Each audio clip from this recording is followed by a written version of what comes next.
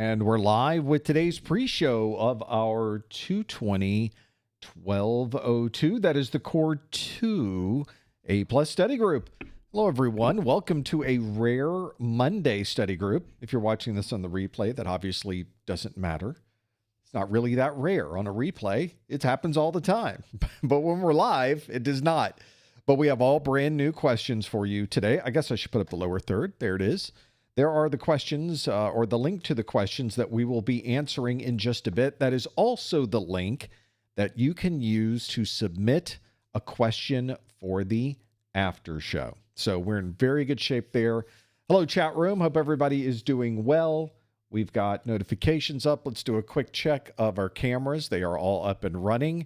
The stream is up and running, and the numbers look great. I'm sending out about 6 megabits per second to the folks at the YouTube. We stream these live streams at 1080p. In a world of 4K, what are we thinking? We could be sending 4K, but we don't. We don't do that because it is already like a 7 to 8 second delay when we do 1080p. When we do 4K, it's about a 20-second delay, maybe just over that. So it's very difficult to have an interactive study group when you are doing everything at 4K, because then I have to wait 20 seconds just to start getting responses back.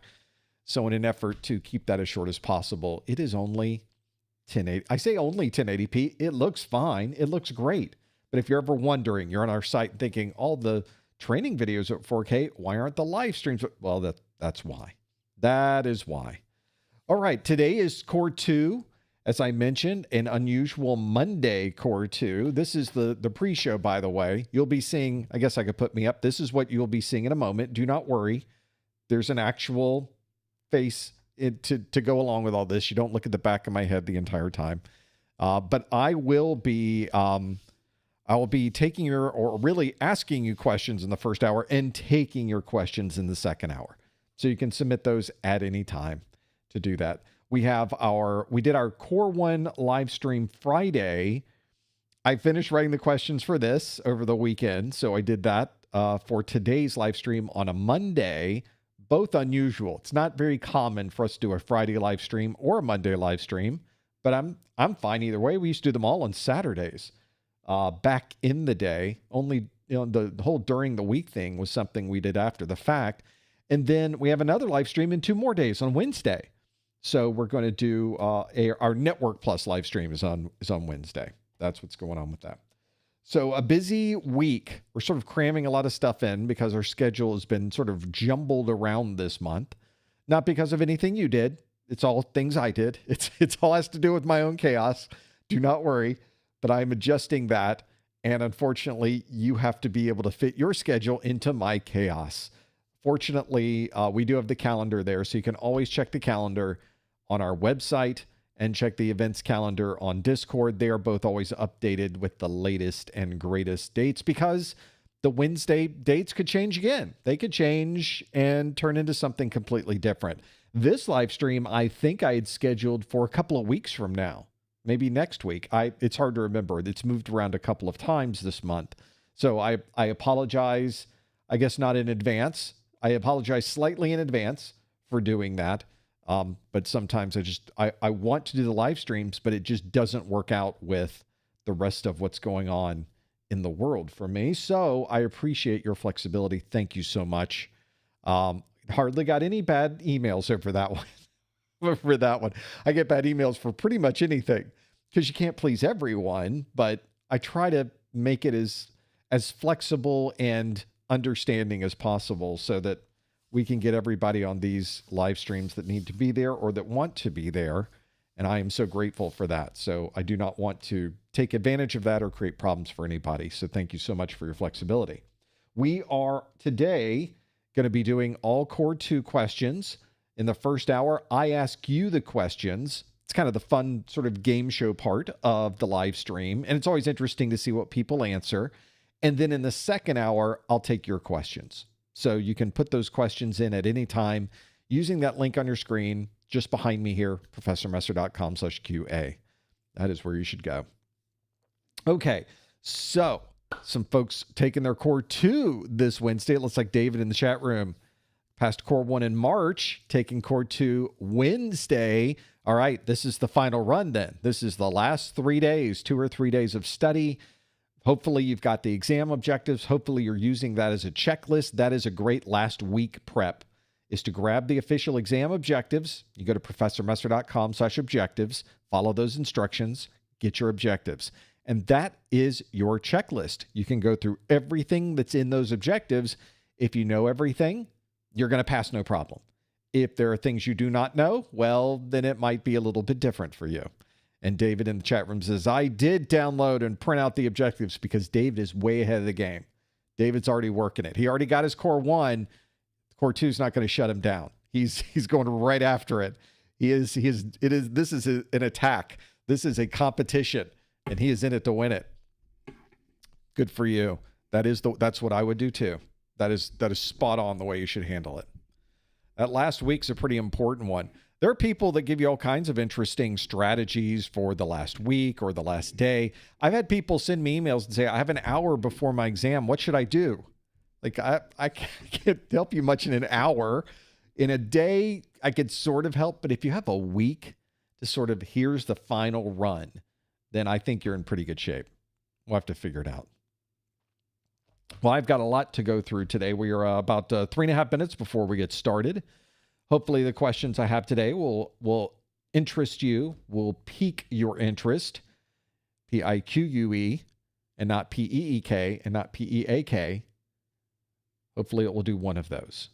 Although we seem to be changing language constantly. So who knows? Maybe it is now spelled that way. We'll have to figure that out. We got about 3 minutes before we get started. 3 minutes, Mr. Sinatra. We'll be getting things started here. I do have a list of exam objectives. You can find it at professormesser.com/objectives. What was that, by the way? Professor Mess. It was at professormesser.com/objectives. Let me have a sip, maybe. Apparently the voice is going. I don't know why. It's been since Friday. Had the weekend to recover. I think I did. So, but here we are. This will be an interesting 2 hours. We get to see if I make it to the end. That is how things work. We got a lot to go through today with each of the different domains. So I try to touch all of the domains in this first hour. But of course, you can ask anything for the second hour. You go to professormesser.com/QA, the link that's on your screen. There's a little tab at the top. And if any time during this first hour you would like to leave a question, that's where you would leave it. It doesn't put anything on the screen. You don't even have to put your real name if you don't want to, but that is one that will go into the queue. And then in the second hour, we'll sort through the queue and see which questions we can take for you. It should be pretty good. Next on our list after today, as I mentioned, Wednesday is the Network Plus study group. And then I think Thursday of a couple weeks, it's like 2 weeks until the next one. Like we skip a week right in the middle of the month. I know that's, as I mentioned, the chaos that is my world. That's where it is, for sure. So that is the idea, is we want to get all of those in during the month. And then we've already set the dates for June. We're talking about June already. I am so behind. It seems like I should really be more with the program. I'll have to work on that. That's my own problem. I think we all have that problem. 1 minute to go. All right. We're in pretty good shape here. Let's do one last check. The head cam, the bird cam, the Mac Studio cam, which is the one that's in front of me, the Mac Pro. Really, it's a MacBook Pro. I didn't have that many characters to put into the switcher. And that means we're in fine shape. Those are running. If I look down here, it's hard to see because the lower third, but there is a little thing spinning around there. There's a couple of video recorders there recording to SSD, according to a SATA SSD. And those are going on and being stored. So I know I have something that I can pull from. That's where I pull my podcast audio from, is from those recordings right there. It's also good to have an extra video recording because sometimes something goes askew on the YouTube side and I need to upload a new version of what we did. And I rarely do that. I don't want to do that, but that is what we do. We'll let the numbers change to a 12. There you go. It's time for the live stream. Let's find our keynote. Let's look for a green light on the keynote. Green light, green light, green light. Beautiful. Hit the green light. Things blink. Looks like we are ready for a live stream. Why don't we get one started, everybody? Does it sound good? Let's get rid of that. Let's add something else here. And let's do a live stream. Hello, everyone. Welcome to the May 2026 Professor Messer A+ 220-1202 Core 2 study group. This is the study group where I will ask you questions that come directly from the CompTIA exam objectives.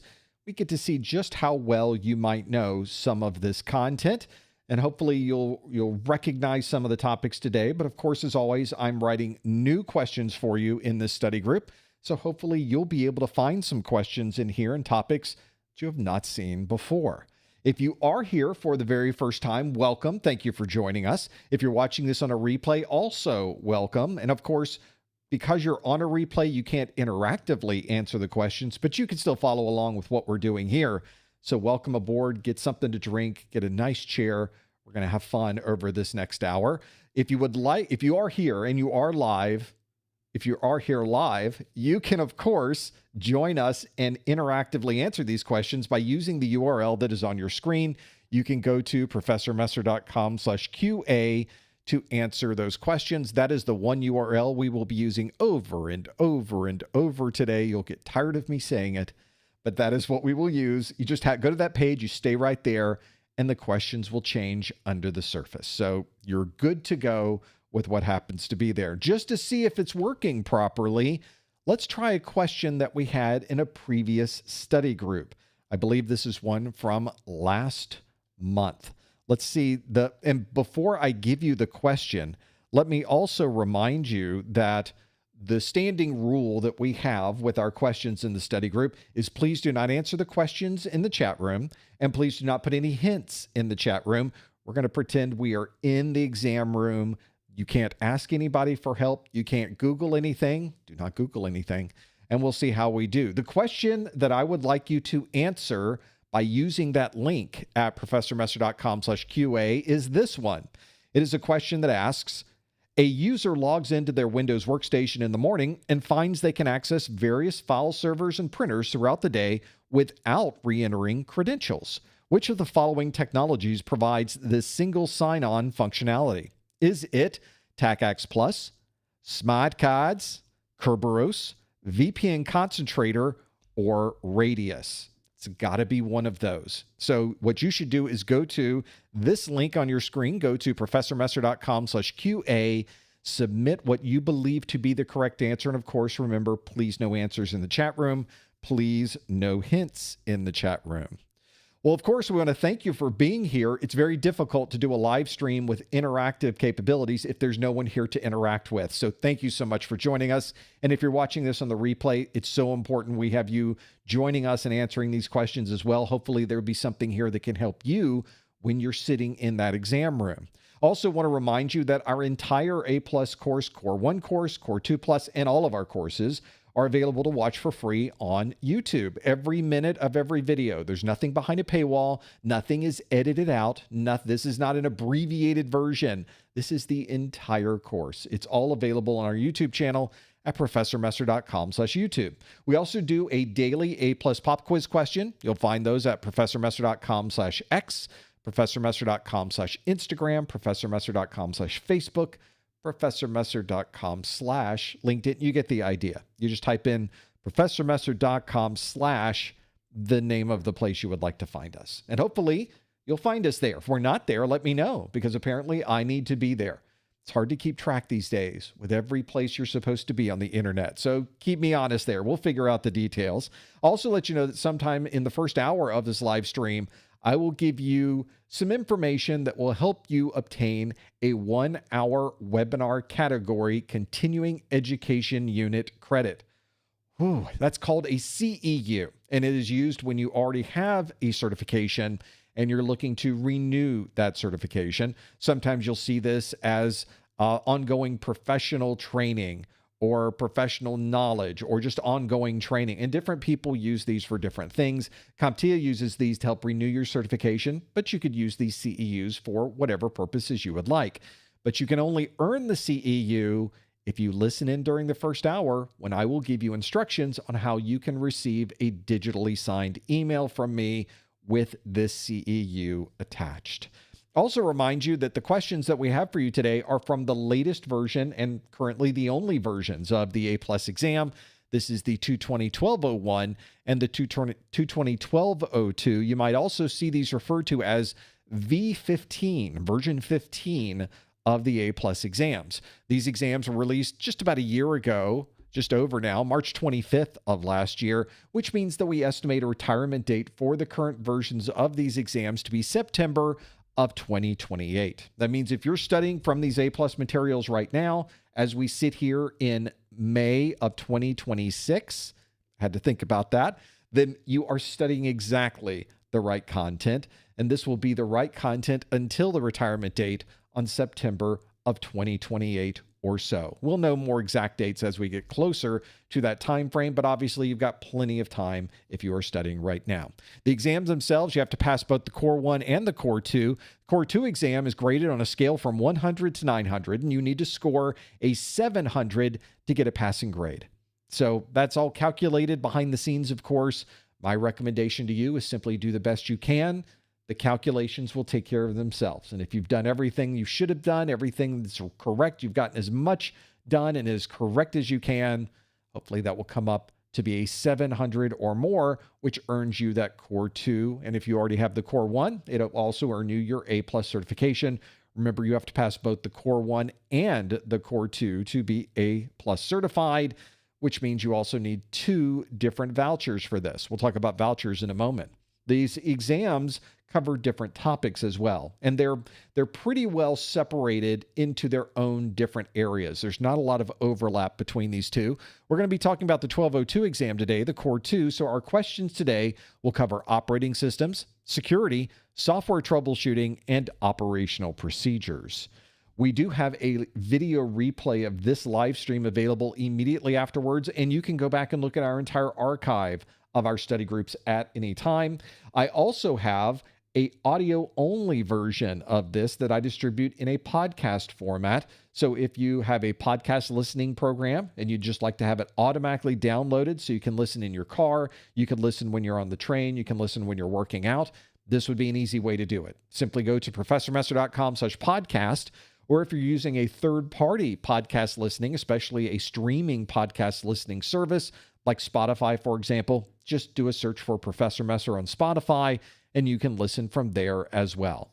What could be easier than that? About a day or so, about 24 hours after we are done with this live stream, sometimes less, maybe sometimes a little more, depends on what's going on here, we have additional information added to our YouTube video description in the way of timestamps that show you exactly what we are doing and when we are doing it. It's a quick way to find things on our live streams.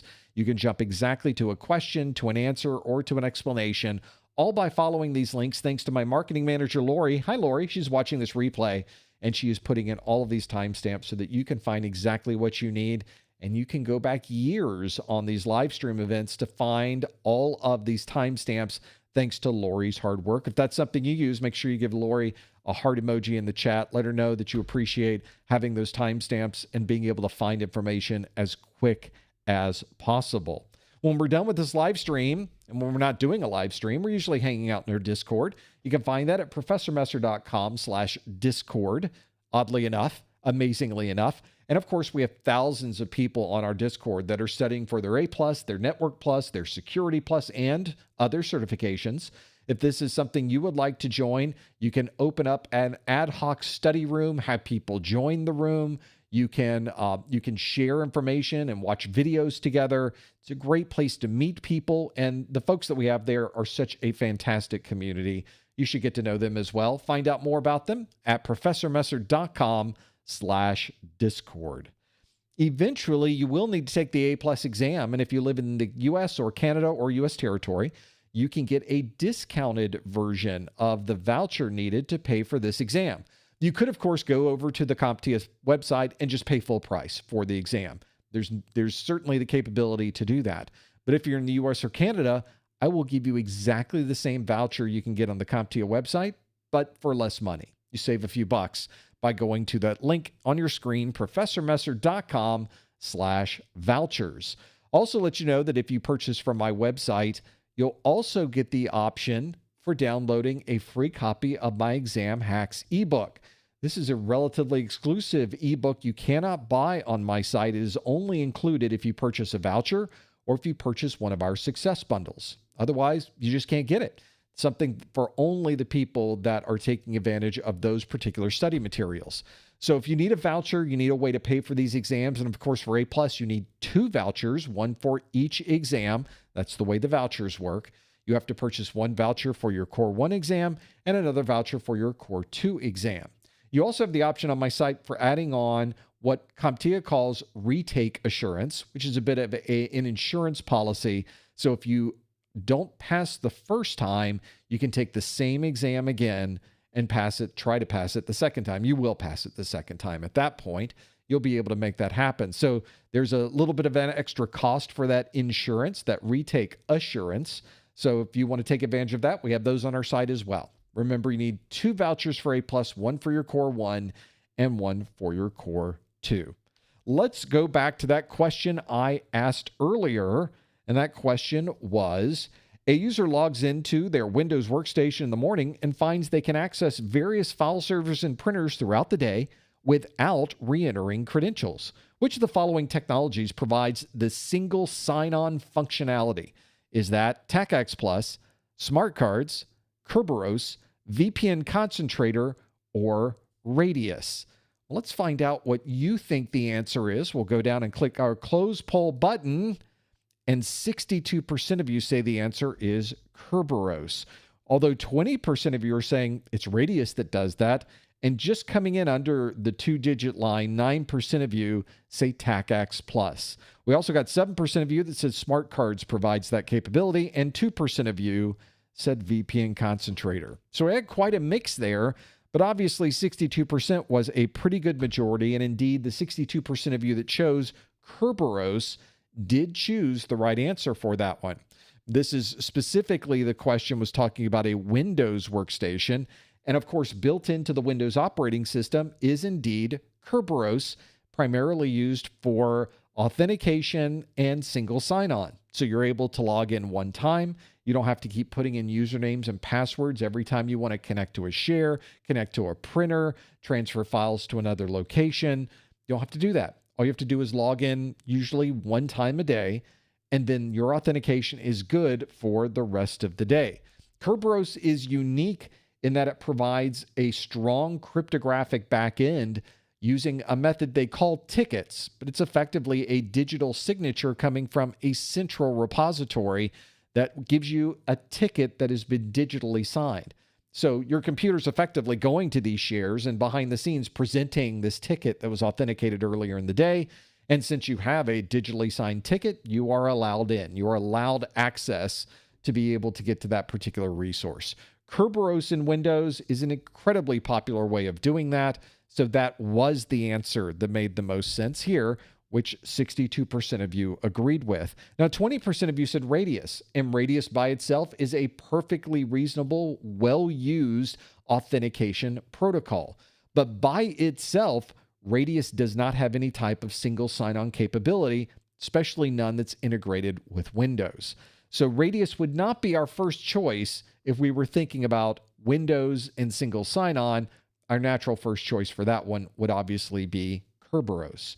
9% said TACAX+, and again, TACAX+ is a very well-used, well-known, and popular authentication protocol. So we have quite a bit. Radius is 20% of what you said. TACAX+ was 9%. That's a pretty good mix of folks that are working through these. So those are very good for authentication. They just don't provide that single sign-on functionality. 7% of you said smart cards. Smart cards are another method that we can use for authentication, another factor. Usually smart cards are used in conjunction with something else. You don't just want to have anybody that has the card plug in and authenticate. Usually you have to provide some other types of authentication factors as well, such as a personal identification number, a password, or any other type or factor of authentication. But smart cards by themselves don't provide any single sign-on. And lastly, a VPN concentrator, which certainly we're very familiar with VPNs these days. COVID helped us all with understanding VPN technology. VPN concentrators are great for protecting that data as it goes through the network, but a VPN concentrator by itself does not provide any type of single sign-on.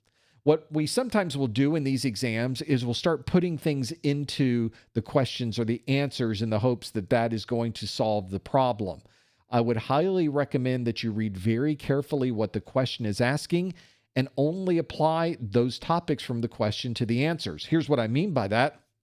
I have worked with VPN concentrators that provide a way to authenticate your login using other authentication protocols. So you could be connecting to a VPN concentrator, and that VPN concentrator could be using Kerberos to check your login. And of course, Kerberos does have the capabilities for single sign-on, so there might be that built into this.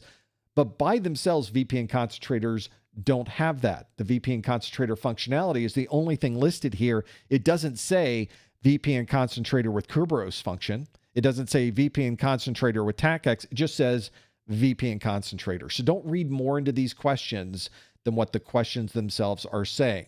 You want to stick to their story. You want to stick to their scenario and read it and apply it as it is written. Don't put your own thoughts and ideas into, maybe they're asking me if the VPN concentrator does Kerberos. Well, does it say that? It does not. Therefore, they are not. These are not trick questions. They are very straightforward questions, but you do have to understand the underlying technologies and what they're asking for. Just make sure you don't read too much into it. I do this all the time. The chat room's even telling me, yep, I do that too. I'm bad with that because you just start going through all of the equations. It's like being in medicine. I'm someone who's married to a medical professional. So every time I talk to her about anything, it always comes back to cancer. It always comes back to some type of weird blood-borne illness that you can only get outside of the country. They always think about the things that it could be. Well, what is it though? What is in front of you and what is presenting to you is very important. So keep that in mind. Let's now shift gears a little bit. That was a question that was very clearly multiple choice. So you have a question at the top and you have multiple choices to select from. In this case, even if you had no idea what these words meant, you had no idea what these answers were, you could have guessed. You could have guessed Kerberos, and you had a 20% chance of getting that right just by the act of selecting something, just a random selection, and it's a 20% chance of getting it right. If there were only 4 answers, like they're very similar might be on the exam, very commonly only get 4 answers, that goes up to 25%. Well, CompTIA doesn't want to make it quite that easy on you. So at the very beginning of your exam, and this is important to know if you've never taken one of these exams before from CompTIA, the first handful of questions you get on your exam will not be multiple choice. It will not be this format. It will be a completely different format that CompTIA calls performance-based questions. What it really means is any type of question that isn't multiple choice. That is what performance-based questions mean. So it could be a fill in the blank. They could put you to a command prompt. They could give you a drag and drop question. You could give you a matching question. They could ask you to put things in a particular order. Think of any possible way that you could ask a question. They could ask a question that way. That's what a performance-based question is. The thing to keep in mind, because I know when you start thinking about this and thinking they could ask me the question in any format, this sounds really hard, but in reality, they're asking you about topics that come directly from the official exam objectives. So the same advice that I give you for every other question you will run into on the exam also applies to performance-based questions. If you know your exam objectives, it doesn't matter how they ask the question. You will naturally know the answer. So of course, with that in mind, we have for you our performance-based question of the month. And this is something we do in every study group. I give you a new performance-based question, and I want you to tell me what you think the answer is for this particular matching question. You can sort of see it up here, but I will read it through because I had to fit a lot of things on the screen. So I have for you on the screen, I have 8 different Windows utilities. And this question asks, select the best Windows utility to start the following tasks. This is something you will often run into on the exam, is asking you to what is the first thing you would do? What would be the next thing that you would do? So this is something you should really think about when you are going through the questions that we have here. So the 8 different Windows utilities that I have here are local users and groups, system configuration, task scheduler, system information, event viewer, task manager, device manager, and certificate manager. Now that's a lot of, those are 8 different utilities there. That's quite a few, but you'll notice there are 4 different tasks. And what I want you to do is look at the task and tell me what is the first utility I should go to really provide me with insight about this particular problem.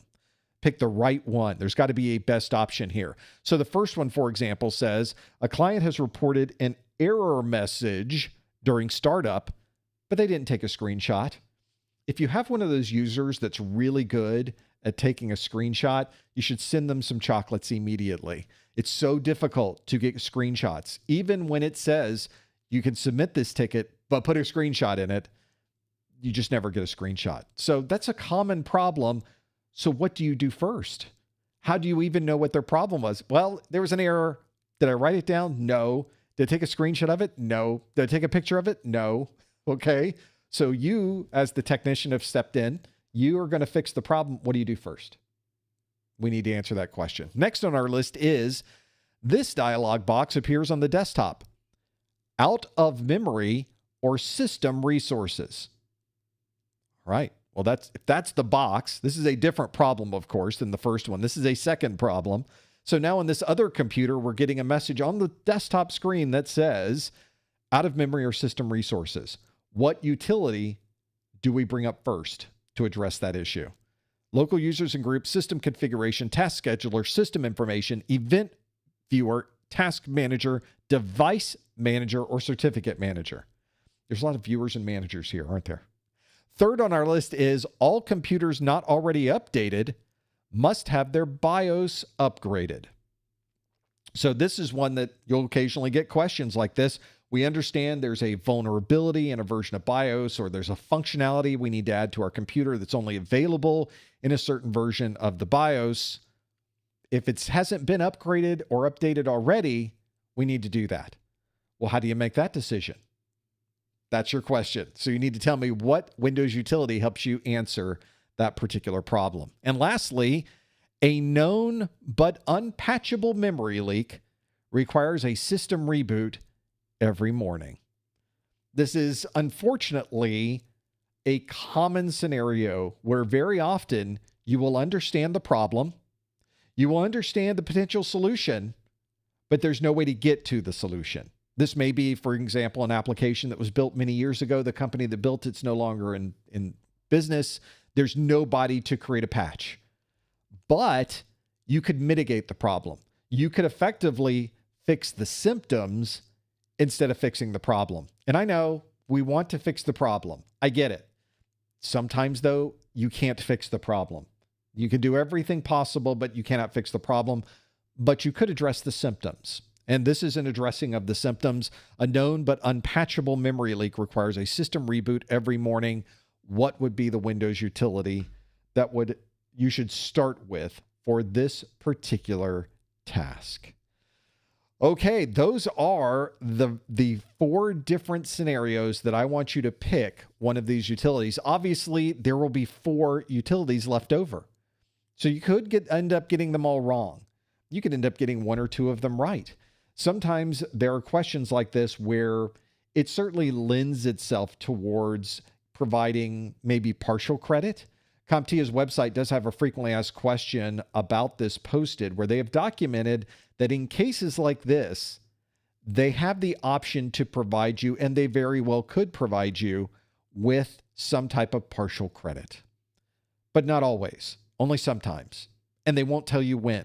And there's no way to know if they did. So it's nice that they're at least telling us the possibility is there, but ultimately you have no way to confirm whether you got partial credit or not. You have no idea if you even got the question right or not, because they don't provide you with that after your exam is done. All you get is a score. They don't tell you how you did, other than broadly They will tell you what topics from what part of the domains were missed in a very broad, like section 2.5, you missed one question that had something to do with section 2.5. They don't tell you what question it was. They don't tell you what topic it was. And they don't tell you what objective it was within 2.5 that you missed. But you probably remember that one, right? So that's one of those where maybe writing some things down at the end of the exam might help you quite a bit. Let's see how you did with these questions, though. Let's now shift gears into what we believe the answers must be for this particular question. We will start with the very first scenario that we have, which is a client has reported an error message during startup, but they didn't take a screenshot. All they tell you is that an error message went by. Well, now I'm here. We've already rebooted the machine. The error message is obviously not there anymore.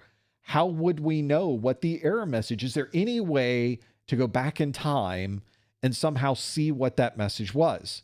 Well, this is Windows, so indeed there is a way that you could look to see every possible thing that has happened on the system since that machine was started up, and perhaps even before that, by simply using the Windows Event Viewer. Windows Event Viewer documents really everything, which you would think might be reasonable to parse through. But if you've ever looked at the Event Viewer, there are thousands and thousands and thousands and tens of thousands and hundreds of thousands of events inside of the Event Viewer. I would say the Event Viewer is the ultimate location for any detailed information about error messages, problems with services, problems with hardware. You can really gather a lot of interesting details because the developers only put very high-level information on the screen, but they put a lot of detail into the records that go into the Event Viewer. If you are looking for something that's going to make you a better technologist, learn how to properly filter in Event Viewer so you can find exactly what you're looking for very, very quickly. Very, very useful skill. It comes in handy being able to do a quick search and identify through this huge haystack of data. You're looking for that very specific needle. In this case, the needle is that error message or the problem that occurred that caused the error message to show up on the screen. Event Viewer was the answer for that first task. The second task on our list is this dialog box appears on the desktop. Again, this is a different computer with a different problem. At least we get to see the error on this one, and it says out of memory or system resources. Again, a very generic error to be able to know what's going on. But I don't think we need to go to Event Viewer for this one. We have a pretty good idea of what this error is referring to, and it's referring to being out of memory or out of some other type of system resource. Well, that lends us now to move towards a more detailed troubleshooting, dealing with, well, how much memory do we have? And how many other resources do we have? And what's taking up all of these resources? Why am I getting this error? One of the best places to go to be able to view a second-by-second breakdown of all of the different resources, the most important resources on your computer, things like memory, things like drive space, things like CPU. You can view all of that in your Task Manager. Task Manager, of course, is a fantastic utility. You can get to it by right-clicking on the bottom bar of your Windows. There are also some great keystrokes you should be familiar with your Control-Shift-Escape. There's lots of ways to get into Task Manager and things you can do, but that is going to give you an immediate overview of how the health of your system is performing, not only with detailed statistics on the screen, but it also creates a graph of how these resources are being used over time. And maybe that you find that application that has some type, maybe this is related to the last problem, where there is an unpatchable memory leak. Well, if that's the case, I can see if it really is that application, I can really confirm that that is the application that is taking up all the memory or all the drive space or all of the CPU. By starting Task Manager, it will tell you instantly. Next on our list is this task that says all computers not already updated must have their BIOS upgraded. There are a couple of reasons why you might want to have that happen. I mentioned that earlier in this question. But you just don't want to do a BIOS upgrade of every computer if it doesn't need to have a BIOS upgrade. That's an important consideration as well, because BIOS upgrades have the potential for going wrong, having a problem, creating an issue with the BIOS, and then you try to update the system and the BIOS doesn't update, and now the system isn't booting properly. So you only want to perform BIOS updates on those systems that really need it. So what you should do is check to see what BIOS is running right now. Well, I guess you could power down the computer, power it back up, and while it's being powered up, you can watch the screen or maybe start the BIOS and hope that you catch the version number that's in there so that you can then compare it to what version number you need to upgrade to. That's very disruptive. Right in the middle of the day, you're on somebody else's computer, and then how do you scale that across the entire organization? Are you simply going to visit everybody's computer and stand behind them as they reboot? Probably not. But there is a utility that can tell you the version of the BIOS and the type of BIOS and a lot of other information about your computer, and that is the System Information utility. System Information provides you the details about the hardware, about the drivers, about other software that's running on your computer, and a lot of other information that's really going to help you for troubleshooting. If you've not used System Information before, this is hugely useful. You will find all kinds of information in there. Things you didn't even know were inside of your Windows are documented inside of System Information. And now let's look at our last utility. A known but unpatchable memory leak requires a system reboot every morning. This is something where you may have to reboot a system by having it, maybe there are multiple servers, maybe the problem is on the server and we have to update the server every morning and reboot it. That could be complicated. And then how do you make sure that it's going to reboot every day? Is there a person assigned to that to reboot that system? That's unnecessary. I actually had a client with this problem. It was a problem associated with their web server. Fortunately, they ran their web servers in an 8-server load balanced configuration. So you had 8 separate identical servers, and when a request was made to their website, their load balancer picked one of those devices, probably at random, so it will be evenly distributed, and that is the server that person connected to. What's great about that is if a server turns off, if you lose a server, if there's one that breaks, the other servers just pick up the load and these systems continue to work. It's a great way to run a bunch of web servers. So in this case, if we're going to do a reboot every morning, and the case with this particular customer of mine, they had 8 individual servers. They would have one server, a different server reboot every hour. So during the day, a server might reboot 2 or 3 or 4 times during the day, and then all of the other servers would take up the load during that short reboot period. And when the system started back up, it was back up and running, but it cleared out its memory. So whatever was that memory leak that was eating away at the memory, they found that usually created a problem about 12 to 16 hours after the system was running. So they rebooted 8 hours and everything gets cleared out and now you're back up and running again.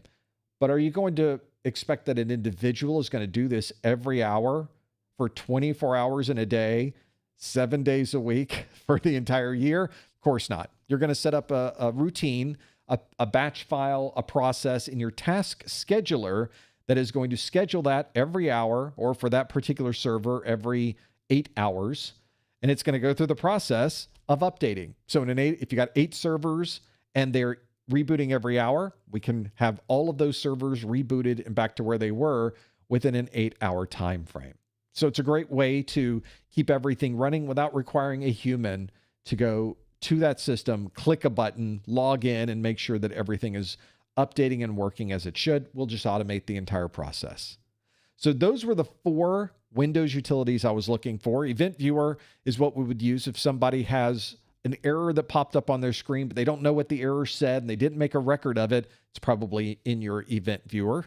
We have Task Manager that gives us immediate information about CPU, about drive usage, about memory usage. So if you get an out of memory or system resources, Task Manager will probably be your first stop. We also have all computers not already updated must have their BIOS upgraded. So we need to check when that BIOS is set to. And of course, System Information is what we would have there. And then of course, all known but unpatchable memory leaks. We're going to require that system to reboot every morning. We'll just put it in Task Manager and the system will reboot.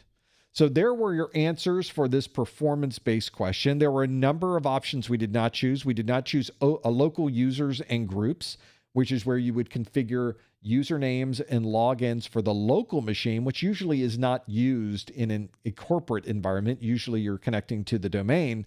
But if you're at home, that may be where you go to change your password, change your login process under local users and groups. We also did not choose system configuration. System configuration provides information about configuring your system, maybe the startup process. Maybe you're configuring how much memory is allocated to Windows when it starts up. Maybe you're having it present additional dialogues or troubleshooting debug messages when it starts up. That's all under system configuration.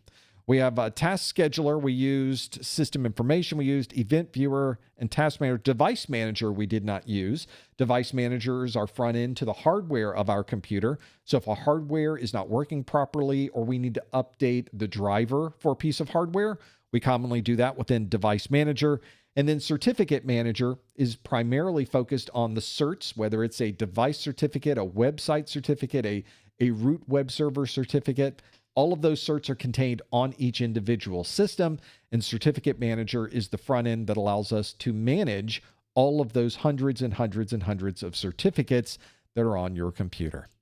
So there's our performance-based question of the month. Hopefully you were familiar with those and even the things we did not use, which is on this list. So if you are not familiar with these, or these are certain types of tasks that you're not familiar with, make sure you make a note. This is only some of the different utilities you need to be familiar with when you walk into your Core 2 exam.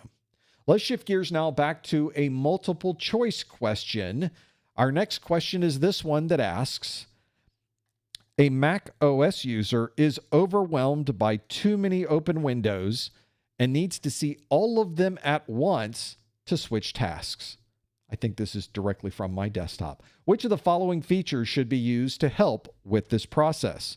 Would we use Spotlight, Continuity, Launchpad, Mission Control, or Finder? All Mac things. For those Mac people, you probably know right off what you would use for this. If you haven't touched a Mac before, you haven't worked with Mac OS before, you do need to know what these utilities are. We have all of this in our course, of course, but this is something that's going to be important really in general, not just for this exam, but you have so many organizations. Obviously, Windows is sort of the primary desktop in most organizations, but there's still a huge number of people using Mac OS, and usually these organizations will be sort of a mixed group of desktops with Windows and desktops with Mac OS. So you do need to know how to support these systems. And of course, most organizations are also running Linux. Usually that's on a server, but some organizations do run it as a desktop. So being able to troubleshoot and manage regardless the operating system really provides you with some skills that are pretty important for today's workspace. So let's see how you did. A lot of people getting their answers in quickly on this one. Let's see how you did with this. A question again asks, a Mac OS user is overwhelmed by too many open windows and needs to see all of them at once to switch tasks.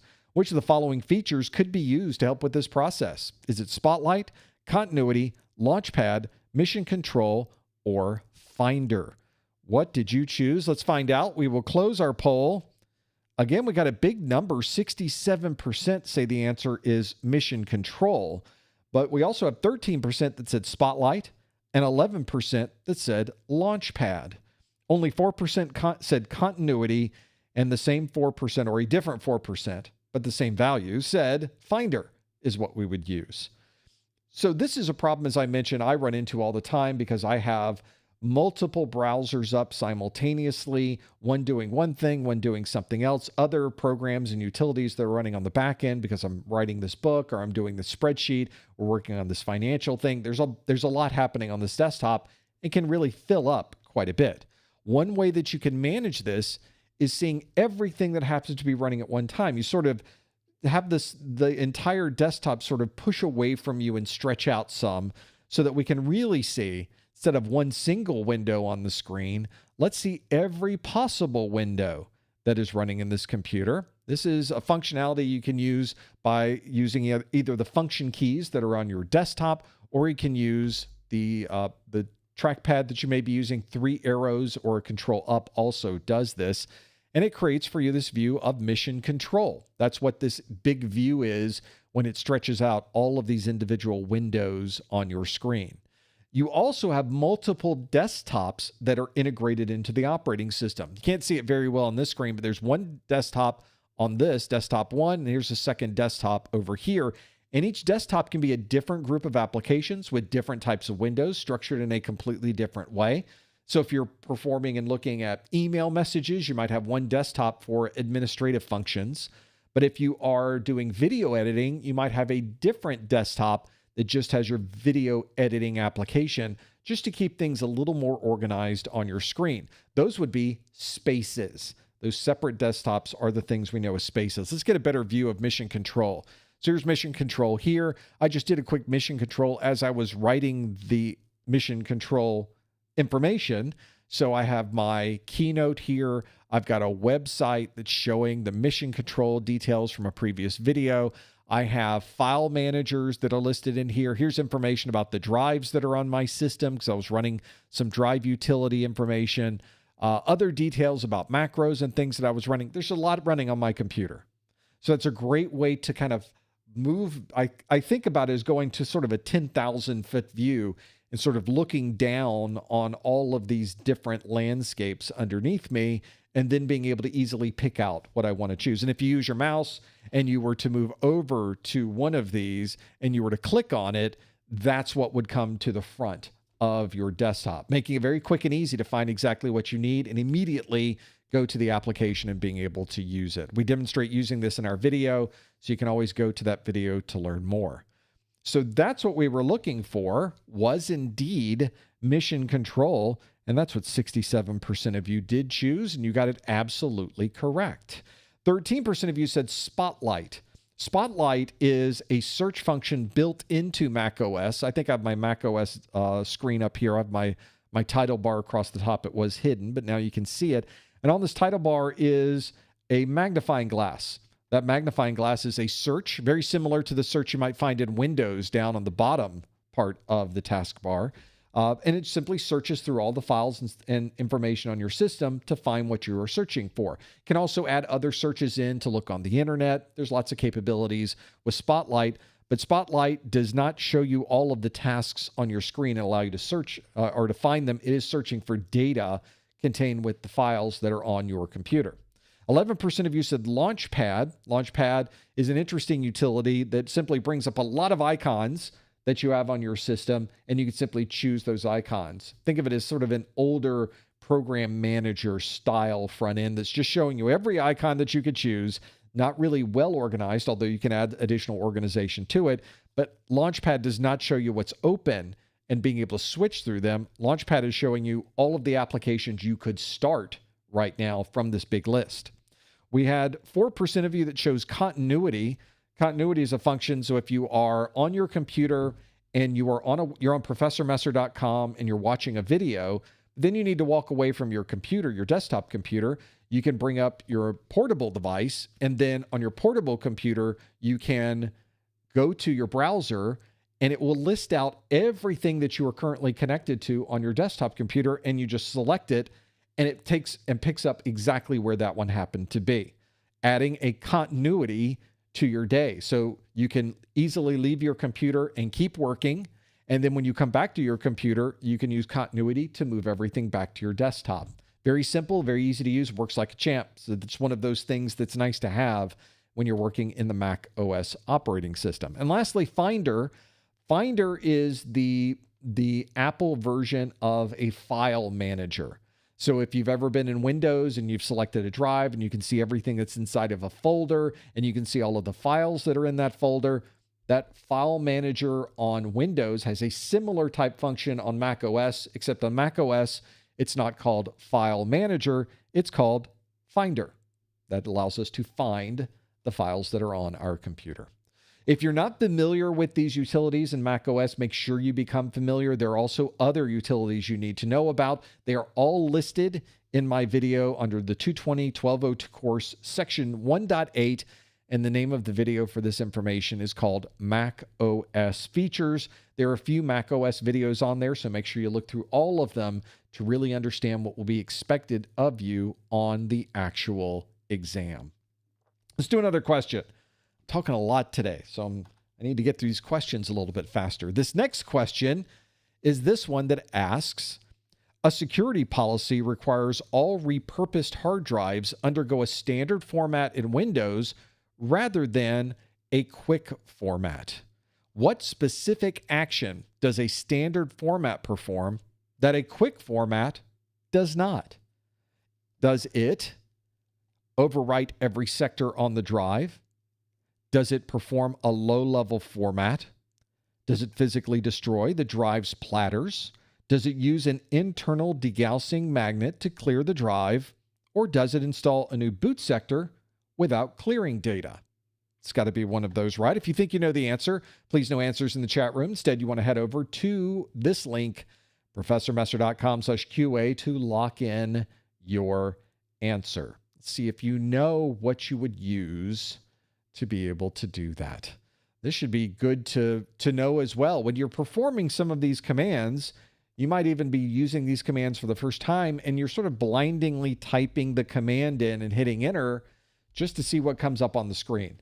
That's probably not the best way to do it, because you don't know whether the command you're typing in is something that can delete data, format a drive, delete a big file. You don't know what that does until you become very familiar with it. So on the best day, you should probably at least be researching the command you're typing in and getting a better understanding of what that would do before you put it into a command prompt, especially on your personal computer or production system. So this is one of those scenarios, though, where you do need to perform a certain format function, but what's that really doing? And does this really solve the problem that we have with repurposing these hard drives? That's a pretty important thing to know, especially in this day of very tight security. You want to be sure that you're not only doing the right thing technically, you also want to be sure you're doing the right thing from a security perspective. Let's see if you are. The question asks, a security policy requires all repurposed hard drives undergo a standard format in Windows rather than a quick format. What specific action does a standard format perform that a quick format does not? And we have the options of overwriting every sector on the drive, performing a low-level format, physically destroying the drive's platters, using an internal degaussing magnet to clear the drive, or installing a new boot sector without clearing data. All of these things sound like they could be viable, but not all of these really will do what we need it to do based on the requirements from the question. Let's see what you chose. 73% of you say it overwrites every sector on the drive. 16% of you said it performs a low-level format. And then we have single digits. 5% said uses an internal degaussing magnet to clear the drive. 4% of you said it installs a new boot sector without clearing data. And 2% say it physically destroys the drive's platters. Well, 73% of you are going with overwriting every sector on the drive. Obviously, we need to perform a standard format in Windows rather than a quick format in Windows. So let's first start with a format that you really never do. A format that is done prior to you receiving this drive. It's something they do at the factory called a low-level format. This provides the foundation of storage on this system. It is one that must take place first, and it locks in a lot of important information the drive uses to know where to store those details. This is not something you can run at home. There was sort of an effort underway to sort of redefine what a low-level format is. Unfortunately, I think a lot of people thought a low-level format was something that is just overwriting everything on the drive. That's not really a low-level format. That's not traditionally what a low-level format has been. Instead, a low-level format is something done at the factory that you as the user just cannot do. You'll never do a low-level format. It is unnecessary for you to do a low-level format. If you are performing a quick format in Windows, it may be a huge drive and you notice you do the quick format and suddenly Windows is done in an instant. It tells you, okay, quick format's finished. Told you it was quick. And sure enough, it happened really quickly. In a matter of seconds, our system has been quick formatted. Well, that's because all it's really doing is setting up the file system. It puts a boot sector on the computer. It adds a file table in that. So it effectively is still, you still have a book. Let's say you bought a book. It's a novel. It has a table of contents and multiple chapters. And somebody says, well, I can erase everything in this book. And they rip out the table of contents. Well, now I can't find anything that's in the book because I don't have a table of contents. But all the data is still there. The book itself still exists. Yeah, but you don't know where to go because you don't have a table of contents. That's the idea behind a quick format, is making it so that it effectively clears out the drive as far as the operating system is concerned. But in reality, the data is still on that drive. From a security perspective, that's a challenge. That's something you generally do not want, is to have data still on your computer even after you allegedly have already formatted the system. So instead of performing a quick format, by default now, Windows performs a regular format unless you tell it not to. A regular format in the Windows parlance, in the Windows nomenclature, means that we are overwriting every sector with zeros. When you overwrite a sector on a hard drive, that's it. You can't recover the data on that sector. I know the internet and other locations, other places you will find, may even tell you, no, if you have an electron microscope, you can go into that deleted sector and you'll still see remnants of the old data. Well, that particular statement was one that was made very early on in the days of hard drive storage. Nobody actually was able to do that. It was more of a theoretical idea. And because of the way that we store data on drives today, that is something that generally could not possibly work and be able to work reliably. It would not be something you would use to recover data on a computer. And in fact, I've tried to find anybody who has used an electron microscope to recover an entire hard drive's worth of data. I simply can't find anybody who has done that. So although technically we could do it, turns out nobody's ever done that. So I think we're pretty safe just by overwriting one time with zeros, and we're fine. We've now overwritten and nobody can recover that data once you have overwritten it. So this is a great format to use if you want to reuse this drive and make sure that nobody has access to the data that was previously on that computer. So that is the one that is the right answer. 73% of you chose that one. 73% of you got that one absolutely correct. If you want to learn more about that one, it is on our system, on our training course, 220-1202 training course, section 2.9. The video name is Data Destruction. Well, as you can tell already, there are a lot of topics on the 1202 exam. And of course, you got to take the Core 1 exam as well. If you were to go through every video that we have for these courses, it's 137 videos. There's a lot of content for both of these exams. This is also over 19 hours of content. So there is a lot of videos that we make, and that doesn't even count any of our study groups. That is only the training courses themselves. We have a lot more than 19 hours in our study groups on our YouTube channel as well. So if you're trying to study and understand is networking questions about hardware, about security, about operating systems and Linux and Mac OS and Windows, and you're just trying to remember everything, you might want to take some notes. But if you're not going through all 137 videos and you're not watching all 19 hours of content, you're going to miss something. So what I did was create a book that contains every bit of notes that you could take from these courses. So if you are taking your Core 1 or Core 2, you can purchase these course notes, and now you have a document that has a summary, a table of contents of everything you would have, and then a breakdown video by video in the order that is on our course that contains all of the text, the important images, the important charts, the important views that we create of all of these. They are in this book. So if you're somebody who's trying to get a consolidated view of all of this and have it into a format that is a PDF that you could take anywhere you happen to go, or maybe you want a printed book. We have a printed book version of it as well. This is the same information, just in a form that you can take around with you in book form, printed book form.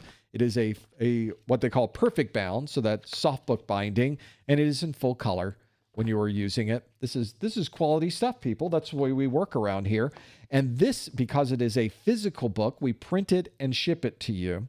But if you purchase the physical edition, you also get the digital edition at no extra cost so that you can immediately download this and start using it right now while you're waiting on this to arrive in the mail. Those are my course notes, something you can use to help protect or to help you with your studies and really see if this is something that might help you remember some of that information, some of those details associated with our course. You can find out more at professormesser.com/1202 notes or use the main menus from the Professor Messer website. We have some time for more questions, so let's fit another couple questions in. This next one is a Windows question that asks, a system administrator notices a Windows workstation is randomly encountering a blue screen with the stop code kernel mode heap corruption. Which of the following resolutions would best apply to this issue? Would we roll back a recently installed hardware driver? Would we disable the spooler service? Would we run a full disk defragmentation? Should we run startup repair? Or should we remove the paging file? Those are your 5 options. This is another one of those questions where you really need to know what you would do first. What is the thing you do next in this scenario? We get a lot of scenario questions on the exam. Sometimes people are surprised at the number of scenario questions. You'll notice that almost all of the questions in my practice exams book, we'll talk about the practice exams book in a moment, but I write every single question that's in these books. There's no AI slop in here. There's only Professor Messer slop, if you want to call it that. This is the benefit of having humans write content, is that we know that every question in this book and every question that I present will be in a style or a format that matches what CompTIA commonly asks for. And that's why you don't see a lot of questions from me that are simply saying, what do the initials HTTP stand for? Because you're not going to get a question like that on your exam. Instead, you'll get a question that's more like this, where it's a scenario you have to work through and then be able to answer what you would do or how you would respond to that. So that's the idea, is to work down that method of thinking, because I don't want you to walk into this exam and suddenly be hit with a lot of style of questions you weren't expecting. And that's something I see often. People aren't ready for these relatively involved scenario questions. They were hoping just to get definitional questions, and you really don't get them on an exam like this. Let's see how you did with this one. We'll have a look at this question, and it asks, a system administrator notices a Windows workstation is randomly encountering a blue screen with the stop code kernel mode heap corruption. Which of the following resolutions would best apply to this issue? Would it be roll back a recently installed hardware driver, disable the spooler service, run a full disk defragmentation, run startup repair, or remove the paging file? Let's now see what you think the answer is. We'll close our poll, and we got a bit of a rainbow here, but we did get a majority. 56% of you said, well, you run startup repair to resolve this. 31% of you say you roll back a recently installed hardware driver. 11% said run a full disk defragmentation, and then 2% said remove the paging file. 0%, none of you said to disable the spooler service. I thought just disabling the spooler service was a normal part of life, but apparently it is not. Nobody's choosing that one for this particular answer. Well, 56% of you said run startup repair. The answer was actually what 31% of you chose, which is to roll back a recently installed hardware driver. Let's talk about blue screens and what we are doing with this blue screen. This question, again, was saying that the system administrator is noticing a Windows workstation is randomly encountering a blue screen. So this is something where somebody's working, they're doing something on this computer, but randomly throughout the day, blue screen, just random. And it's giving a very unusual message, kernel mode heap corruption. So it's something relating to the kernel of the operating system, and it's a heap corruption, which some of you developers are tuned in with this. But if you don't know anything about development or what the heap happens to be in the memory of your computer, then that's just sort of a vague, weird error that doesn't give us a lot of details. So let's talk about blue screens and why they would occur. The blue screen of death, the BSOD, is what people often refer to.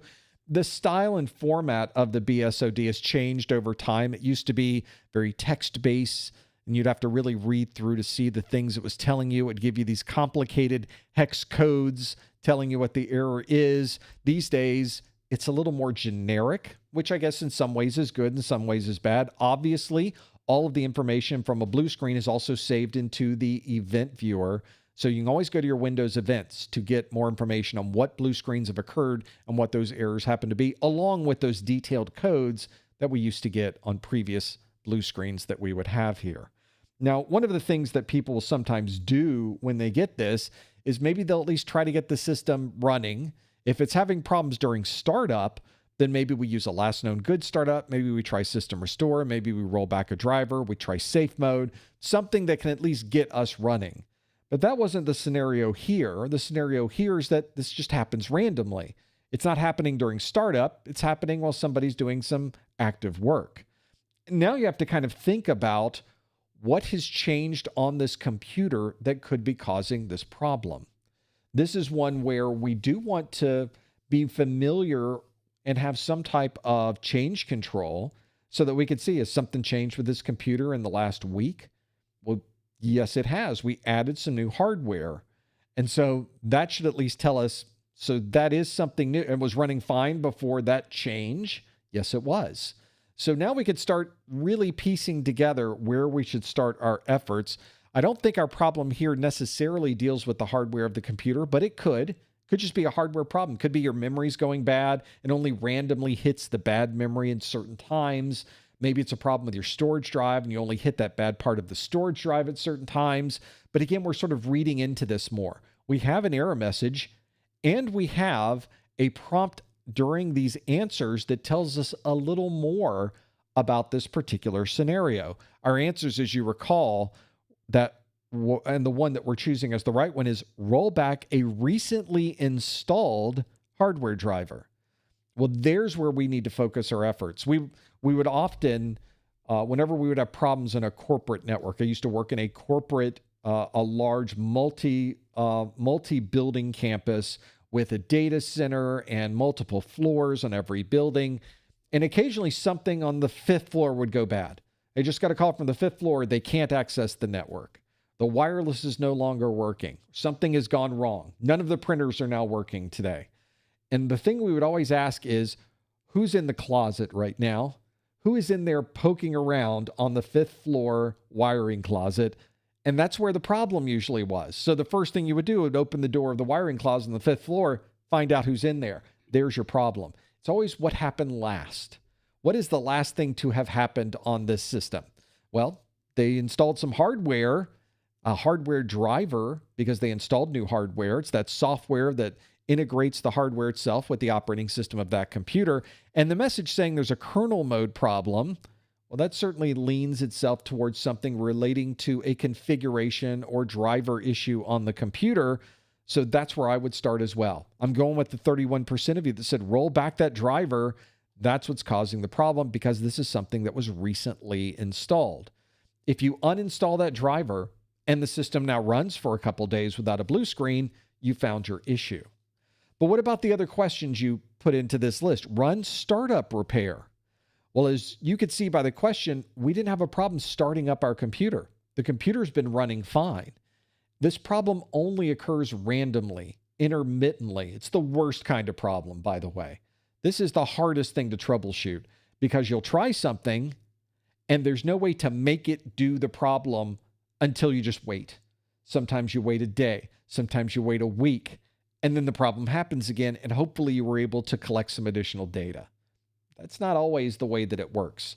Sometimes you make a change and it happens very quickly. Sometimes you make a change and you have to wait days or weeks for this to occur again. So it's really the problem itself is our challenge. But starting up our computer wasn't the issue. So why would you run startup repair if there isn't anything about the startup that needs to be repaired. So I know Startup Repair has its own magic in it, certainly.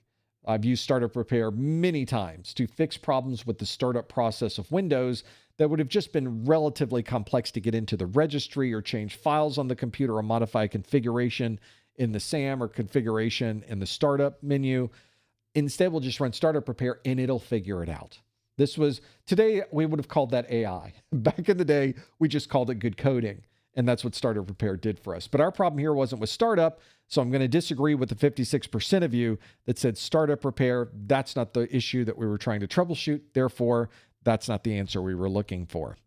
We also don't think this is a drive problem or a fragmentation issue, primarily because an issue relating to fragmentation on a hard drive, it affects performance of the system. It perhaps might slow down the process of reading or writing information from the drive, but it doesn't crash the system.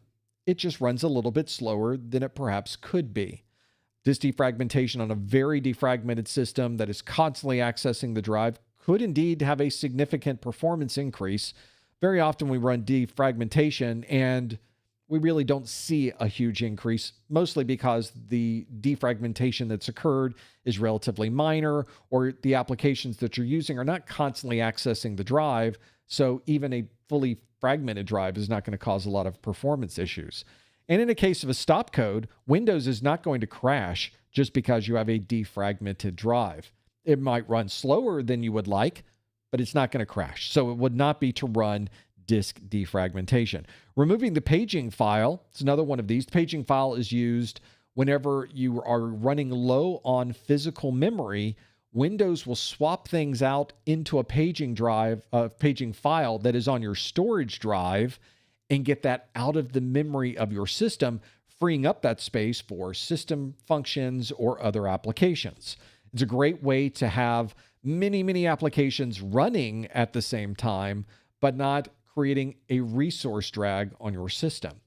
This also requires that your paging file be large enough to store all of this data, obviously. So you have to make sure you have plenty of storage there.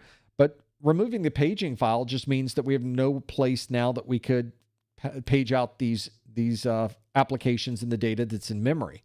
So it might cause just doing that might slow your system down. Removing the paging file is not going to solve your blue screen problem because the paging file itself is not part of a kernel mode heap corruption or really anything relating to a blue screen. Paging files are good. We don't want to delete them. And a paging file being on your system, generally, broadly speaking, is not going to create a kernel mode heap corruption or really any other type of blue screen of death. And then lastly, 0% said disable the spooler service. In this case, it's not printing. Spooler service is relating to printing, not the issue that we were dealing with, not what we're working with here. The answer that we wanted when we're dealing with random blue screens of death, especially if you've recently installed some hardware, it's time to uninstall that. Something did not work right with that driver. The driver was not written properly. It's not the problem that we were trying to find out about. In this case, rolling back that driver, have it run for a few more days, and I bet we have found our problem. If you're watching this video for continuing education unit credit, I would love to send you an email that has been digitally signed by me that certifies that you were here watching a 1-hour webinar category video, and I can provide you with the CEU for that. This also applies whether you are watching this live or whether you're watching this on a replay. So you can go back and even watch previous replays of this and listen in for the CEU and send that in to me as well if you are collecting these. Obviously, you can't use CEUs by themselves to be able to renew your certification from a single category. You have multiple categories of CEUs that you can use. There's only a limited number of webinar category CEUs that you can apply, but we'll still send you the email and you can still use those up to that point. So if you would like to earn one of those CEUs, go to the top or the bottom of the Professor Messer website, click the Contact Us link. In that Contact Us link, put in your name, your email address. In the subject line, please put May 2026 Core 2. And then in the body of the message on a line by itself, put the super secret code words of the month, rollback hardware driver. Those are your super secret code words of the month, rollback hardware driver. Again, the process you want to use is to go to the top or the bottom of the Professor Messer website, click the Contact Us link, put in your name, your email address, in the subject line, put May 2026 Core 2, and in the body of the message, put the super secret code words of the month, rollback hardware driver. Rollback hardware driver, that's what you want to put in there. And then I will take those, and about a week later, I will send you back an email that has been digitally signed by me that certifies that you were here for a 1-hour webinar category CEU. Well, I know we're past the top of the hour, but I want to squeeze in one more question if I could. That wouldn't be too bad, would it? This next question, though, is not going to be in that Vevox format. Instead, let's do a question that comes directly from my practice exams book. If you haven't seen my practice exams book, that is one that will provide you with a set of practice exams, a big book. This is a 380-page book. I have 3 separate 90-question practice exams in here.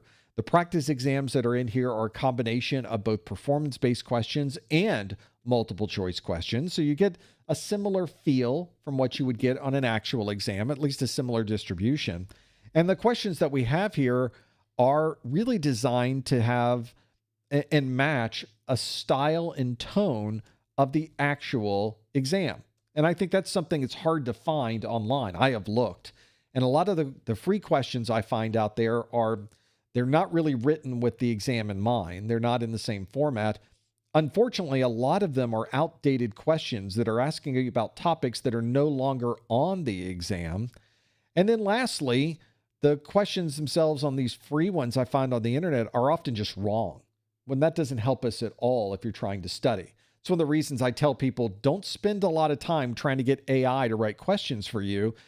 Very often they're more wrong and more out of date than the things you could get for free. That doesn't help you at all. So what I thought we would do is write you a book that is specifically written for this version of the exam, that covers only the topics that you will see on this exam. And it really does test you on the topics and how they apply and compare to each other. Let's take a question from our practice exams book. This is one. And again, our same rules apply. Please no answers in the chat room. Please no hints in the chat room. This is question A28. It's on page 11 of my practice exam book from the first exam, exam A. And the question asks, a user on the headquarters network has opened a help desk ticket about their Windows desktop. When starting their computer, the login process proceeds normally, but the Windows desktop takes 15 minutes to appear. Yesterday, the desktop appeared in just a few seconds. Which of the following would be the most likely reason for this issue? Would it be a slow profile load, an incorrect boot device order? Would it be faulty RAM? Or would it be an incorrect username and password? Now, this is a PDF, which makes it so easy for you to annotate. Let's do an annotation where I'm doing something maybe in kind of a pink color. Okay, this one's on a Windows desktop. And on this Windows desktop, it takes 15 minutes to appear, but sometimes doesn't. It just takes a few seconds to appear. If I had a stylus, I could write on this page. And of course, everything in this book can be saved. So your annotations stay with the PDF, which I find to be very useful. Now in here, I have 4 options: a slow profile load, incorrect boot device order, faulty RAM, and incorrect username and password. If I just wanted to know, is it A, B, C, or D, I can go to page 33 where I have what I call a quick answer. Well, it just tells you A, B, C, or D. But I want to really learn about this one. Maybe I have a question and I think I know the answer, but I'm not sure. So I want a detailed answer. And it's on page 66. Well, as I mentioned, I'm on page 11 right now. And if it's a PDF, I guess we could scroll to get to page 66. But I've already built in a hot link within the book. And if you mouse over where it says the details, it changes to a hand. I can click that. Click takes me to page 66, just like that. There I am, and gives me the question again. And it tells me the answer is A, slow profile load. And this isn't rocket science. You've probably seen books and questions like this before, and it tells you why the right answer is right. So you can get some verification that, yes, I really did choose the right answer, and I really chose the right answer for the right reason. My challenge, of course, is that when I'm going through a practice exams book, I'm going to get a lot of questions wrong. And so in our book, I think it's more important in many ways to explain why every wrong answer is wrong. So in our book, you can see why if you chose the incorrect boot device order, I explain why that is not the best answer for this question. If you chose faulty RAM, I explain why that is not the right answer. And if you chose incorrect username and password, I explain why that one is not the correct answer. It's almost like you're getting 4 different questions in a single question in many ways. And it also closes that loop, that learning feedback, so that, oh, I got it wrong, but tell me why I got it wrong so I can learn from that. And then if this comes up again, I will remember. So there's an importance to having those wrong answers there, and it's maybe even more important than you might think. And then lastly, if you read through the question, you have no idea what this question's talking about, I have the link to the video that I used to create the question. So you can go to the 220.1202 section 3.1. The video name is Troubleshooting Windows. And if you're in the physical version of the book, like I'm holding here, the QR codes are built into the physical version. So you can use your phone, your tablet, take a picture of the QR code and jump right to that video. If you're on this version of it, you simply click the video and it will open up in your browser and you can go directly to that video as well. Once you're done with this question, I'll go to the back button that's in my PDF reader. Did you even know your PDF reader had a back button? There it is. Go back in my page history, click, and I'm back to where I started. And now I can go to the next question that's on my list. I can go to another question that's in the book. You now have the option to move around just by clicking around to find the information you need to be able to view the questions and to be able to reference the answers. That's my practice exams book, and that's why we wrote something that we feel is the best practice questions that you will find for the Core 1 or Core 2 A+ exam. I know that because I wrote them myself. If you get them along with the course notes, you actually get a little bit of a price break. So if you're looking for a discount, there's a great place to get one by getting both of those at the same time. Or if you're studying for your Core 1 A+, you can get the Core 1 course notes and practice exams all at the same time. There they are. There's a lot of books to hold there. There's a lot going on. But those are on our website as well. You can go to ProfessorMesser.com, use the main menus, or choose ProfessorMesser.com/Core2PE for the practice exams.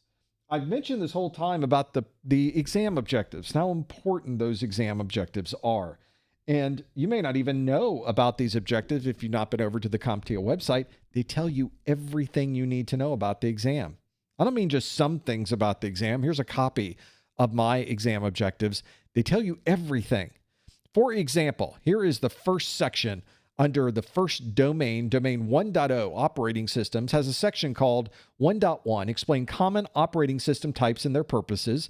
You need to understand workstation systems such as Windows, Linux, Mac OS, or Chrome OS. Don't need to know other types of operating systems, just those 4. Mobile OSs, including iPad OS, iOS, and Android. Don't need to know any other type of mobile operating system. And then the various file system types, including NTFS, REFS, FAT32, ext4, XFS, APFS, and exFAT.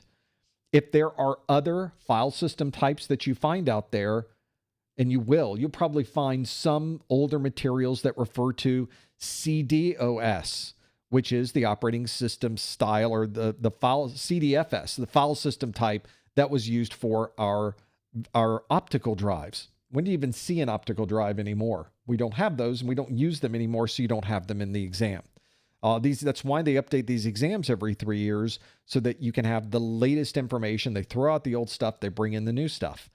But you also have to keep up with what the latest exam objectives are. Vendor life cycle limitations for end of life and update limitations, and then compatibility concerns between operating systems. That's everything you need to know just for the first section of the exam. And then you go to the next section and you keep going and you keep going and you keep going. There's first 2 pages, second 2 pages, another 2 pages for domain 2. Domain 2 goes all the way to section 211. Domain 3 is 1 page. Domain 4 has 3 more pages associated with it. And then finally, there are acronyms in the back. This is a free document. CompTIA tells you everything you need to know to pass this exam. It's all in there, and you can download it for free from the CompTIA website. Go to ProfessorMesser.com/objectives. I have a link that takes you over to the CompTIA website, and I have an image on there, a diagram on that page that shows you where it is on the screen. Sometimes it's hard to find. And if you're filtering or if you're limiting what you're seeing on the screen, you don't have scripts that are running, you probably won't see it. And I give you information on how you can correct that as well. at professormesser.com/objectives. We do one of these study groups every month. As I mentioned, today is the 11th, as we are here doing this live, of May. We're on a Monday. Our Network Plus study group's in 2 days on Wednesday. Come on back for that. And then we skip a week. What is going on? Finally back in the office on the 27th.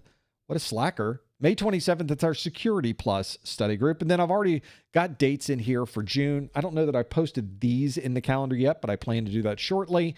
And of course, these dates might change. Sometimes that happens. I try to lock these in, but occasionally life gets in the way and I have to move things around. So I would highly recommend you always check in to professormesser.com/calendar so you know when the next live event is going to be. And currently our next 2 live A+ study groups will be on June the 2nd and June the 4th. Maybe that will happen. Maybe it won't. But the only way you'll know is if you go to professormesser.com/calendar. We're not done yet today. This is the end of me asking you questions for the day, pretty much. But now it's time for you to ask me questions. We do that next in our after show. Don't go anywhere. Stay right there. Don't click the X. Stay on that page. And you'll see the after show will start immediately after this. Of course, don't forget about our Core 2 course notes and practice exams available from the main menus of our website or at professormesser.com/1202success. We also, if you are in the US or Canada, you can take advantage of those discounts on the same vouchers that are already on the CompTIA website by going to professormesser.com/vouchers. And of course, you're on social media, so are we. Hopefully we're where you like to be. Go to professormesser.com/Discord/X/YouTube/Instagram/LinkedIn/Facebook. You get the idea. You will find us. There are also links in the upper right of our website. We have some social media links there. So if you just don't remember which one it was, click one of those. You'll find us over there. It's a great way to locate us, find out where we're on social media, and keep track of our daily pop quiz questions for our A+ course. Well, that brings us to the end of our first hour. We've got a lot more great content to bring you in just a moment, where I will take your questions in our after show. Thank you so much for joining us. We will see you next time on the A+ study group.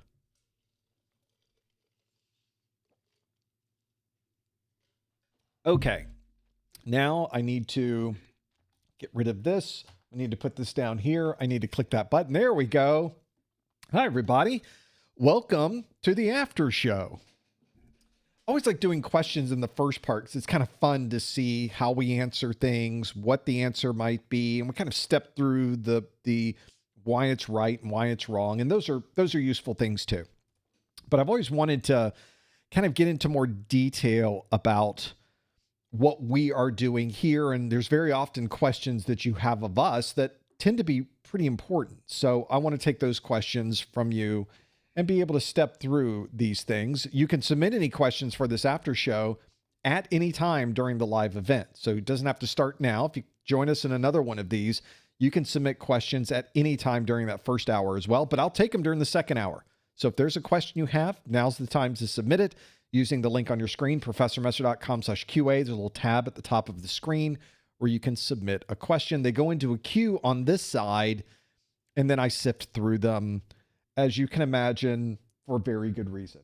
Just so you're aware, maybe wondering, is there a good reason? Why does he? Yes, there is a good reason. And that's something that I'll just work through. We don't have to dwell. We just have to work through the details of this to get through all this information. Let's start with kind of a basic, why am I putting myself through all of this? Which I think that's a valid question, right? That's effectively how I've summarized this question from your guest, who says, hey, Professor, I have the A+, Network Plus, and Security Plus. You got the trifecta. You're in good shape. And I would imagine you've learned a lot as well. This question continues, what type of jobs can I get with just these certifications and no degree or experience? Well, as many of you know, and I've mentioned this on previous study groups, I have a video that is in the YouTube video description of this video. And it's a video that I did called How to Get a Job in IT with No Experience. This is a challenge that a lot of you have, especially you've learned a lot of information in school, you've gotten a degree, maybe you didn't go to school, you've worked hard on these certifications.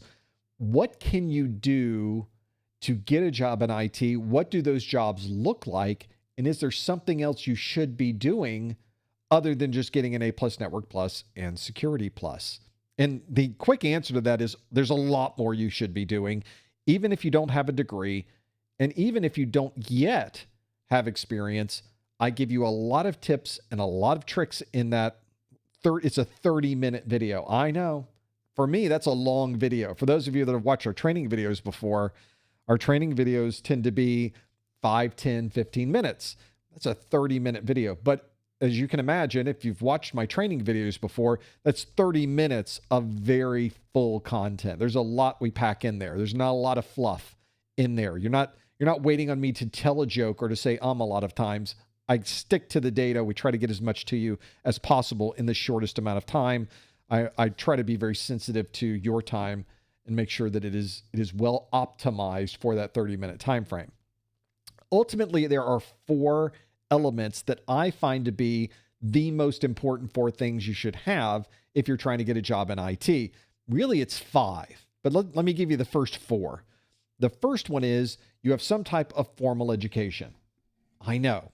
In fact, it's kind of hard to even find an IT degree. Those are unusual. For some reason, universities have decided not to create IT-related degrees. They tend to focus on computer science. But as many of you know, computer science and IT are not the same thing. They're not even close to each other. Ne'er the twain shall meet. In reality, there's a little overlap there, but very little overlap between computer science and information technology.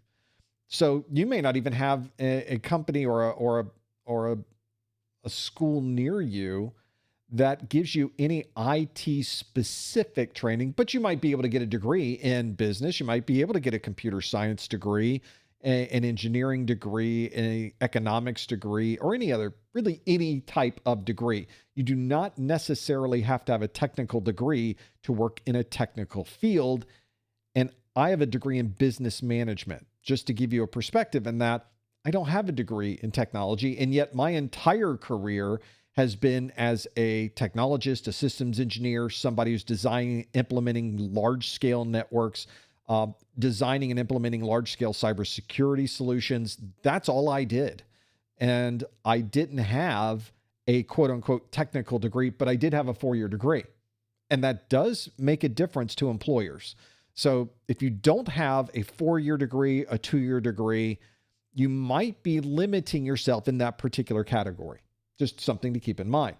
One of the other elements, the second element we often talk about, is having industry certifications. And you certainly have that. You have an A+, a Network Plus, a Security Plus. The question, though, is what do employers want you to have? That was where we really come from. If you were to go out and look at all of the industry certifications there's a lot. You have industry certifications from Amazon, from Microsoft, from Cisco, from CompTIA, from VMware, from Red Hat, and we just keep going. There's a lot. And some of these organizations have tens, in the case of Microsoft, hundreds of different certifications to choose from. So those are important if the employer thinks they are important. And this is the part where we get to have a good argument on the internet about the value of a certification. I believe IT certifications are valuable even if an employer is not specifically asking for them, because when you get certified, you also get smarter. You're building a technical foundation. You're learning something when you're going through that certification process. And those skills you are learning go into your foundational knowledge of technology that you will be able to use throughout your entire career.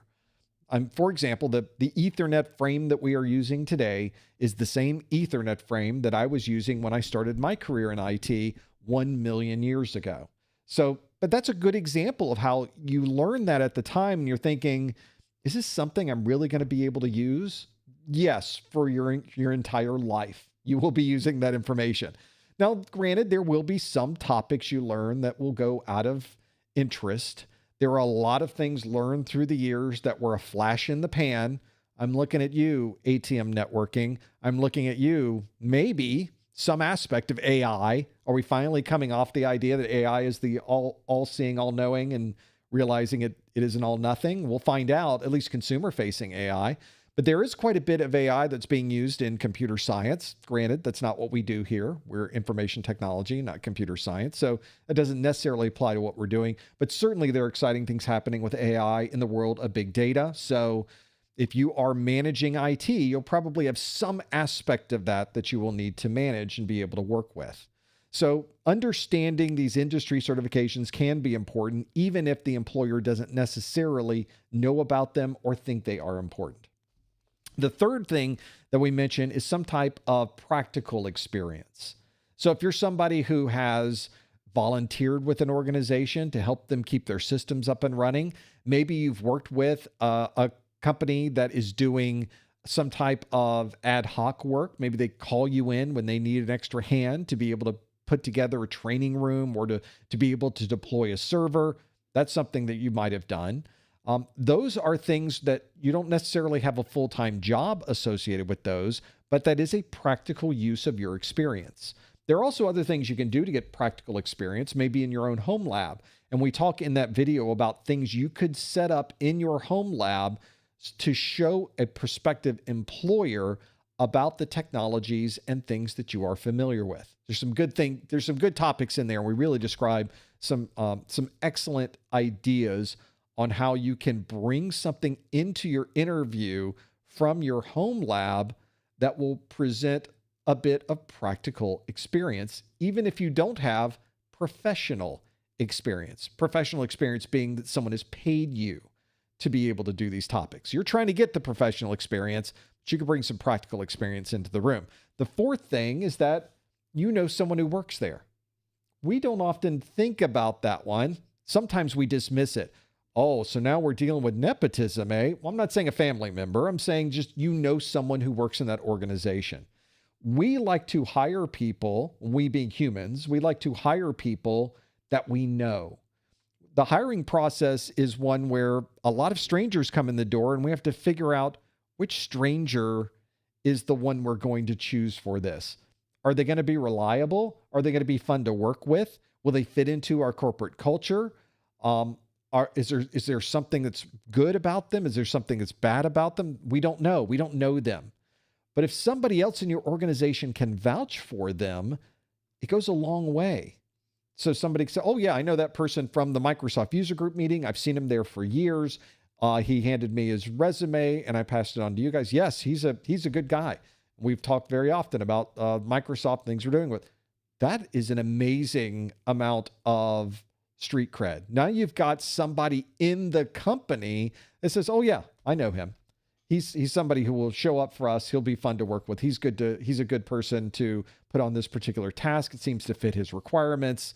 Yes. Well, that's another check mark in your regards. Not a guarantee. There are no guarantees in doing this, but it is a check mark to be able to keep that in mind. Those are the 4 big elements I describe in that video. Make sure you have a look at that video. That might help you. The thing I didn't know, I said there was a 5th element to that, sort of. I don't have this as part of the video, but you asked the question of, I've got these certs, is this good enough? Well, there's your problem, is that I don't know where you live. I don't know what you want to do. I don't know what employers in your area are looking for. I don't have enough information to answer that question. Really, you do. You're the only one right now who does. So I think if you're somebody who's looking for a position, you don't have a formal degree, you have some good industry certifications, now it's time to do more research. Yes, I'm giving you homework. Now you have to go out, and I mentioned this in the video as well, create a spreadsheet that lists out all the jobs in your area that you really, truly believe you are qualified for, and then list out their requirements. How many of them are asking for formal type of education? How many of them are asking for industry certifications, and what are they? How many of them are asking for particular knowledge in an area, and what type of knowledge are they looking for? And then what else are they looking for? Is there anything else listed in that job posting? That's just one job. Now do every job in your area from every company in your area that you could find that matches your specific requirements. You really feel like that is a job that you are qualified for. List all of those out. And now you've got a very nice database of information that you can now start comparing and contrasting. Don't need AI for that. You can do this just by sight. There's not that much data involved here. And you can start to see trends. A lot of people have asked for Security Plus, or a lot of people have asked for A+, or a lot of people have asked for something else. At least you will know what is top of mind for these particular employers. You'll know, are they asking for formal education? Are they specifically saying in the video that a particular thing is required? That may be something to consider as well, but I don't necessarily think you should take that as a deal breaker. Very often, I will put, as a former hiring manager, sometimes things are put into a job posting that you did not put in there. That suddenly it gets in there somehow because HR grabs this and posts it on the site, and somehow this job that had nothing to do with the requirement for a thing is showing now that needs to be a requirement. Or what someone thought would definitely be a requirement for the job, they find not a lot of people know that. So they now lower their standards a bit. Well, maybe I was a little bit tough by saying, yes, you needed to understand nuclear fission in order to be a network administrator. Maybe I was overreaching with that. We'll just put that one to the side. What resumes did we get that were everything we asked for except for the nuclear fission part? So if you see a job and you really feel like you're qualified for it, you should not be the one to tell yourself no. That's not how this works. You send in your resume. The worst they could do is say no. And at this point, if you've done anything with job hunting, you're pretty good at hearing the word no at this point. Your skin is like bark. There's a bubble around you. And you know now, rejection is just part of your life. It's part of breakfast. It's part of lunch. It's part of dinner. It's just a normal part of the job hunt process. So get used to the rejection if you're not already. Don't take it personally because it isn't. Instead, try to find the right job with the right people at the right company. And trust me, this will all come together to make that happen. So it's just another one of those things to consider if you're going on the job hunt. And it might be something that might give you some ideas of things you can work through and be able to really understand the nuances of what you can or may not be able to provide in the world of job hunting and finding the right position for you in these organizations. Let's keep going down the list of questions you've submitted. As I mentioned, you can submit a question at any time with the link on your screen. Go to professormesser.com/QA to submit your question. I'm going to quickly sift through. I'll look through some of these that have these here. And I think this would be good. We mentioned this earlier on in the study group, but let me kind of drill down a little bit on this. This is from Samuel, who asked, "Hey, Professor Messer, I'm taking the 220-1201 soon. That's our A+ Core 1 exam. And your content has helped me get my confidence back after feeling burned out." Well, I didn't get your confidence back. You got your confidence back. "As I head into the final week, what is something students think they're prepared for, but usually are not? I'd love to know what you see people overlooking right before test day." I spoke to this a bit earlier on in the study group, so let me drill down on what I mean by this. And what I see most people missing, or they're not aware of it, or they forget about it, are the exam objectives. I'm going to pull up my exam objectives here. You're going through Core 1, so let's look at the Core 1 exam objectives. These are in the same format as all of the other exam objectives that we have. Tells you about the exam. You get a breakdown of the exam, what the passing score is, what the different domains are, the different sections in the exam objectives. For the Core 1, you have to know mobile devices, networking, hardware, virtualization and cloud computing, and hardware and network troubleshooting. And then for the first section is mobile devices. Given a scenario, monitor mobile device hardware and use appropriate replacement techniques. This is a time, especially your last week, this is really a good way to see how you know this content. If you could take the first bullet, given a scenario, monitor mobile device hardware and use appropriate replacement techniques. Well, how do you monitor battery life, and then how do you replace a battery on these mobile devices, on a laptop, for example? You need to know how to do that. You need to know how to do that with keyboard and keys, how to do that with the memory, how to do that with the storage drives or wireless cards or physical privacy and security components such as biometrics and near-field scanner features, along with Wi-Fi antenna connector / placement, camera, webcam, and microphone. That's everything in section 1. If I can explain to you or someone else or myself how to do that, I'm marking it in green. So I feel pretty good about doing that with a battery or a keyboard. Someone mark it in green. We have these colors I can choose from in my PDF reader.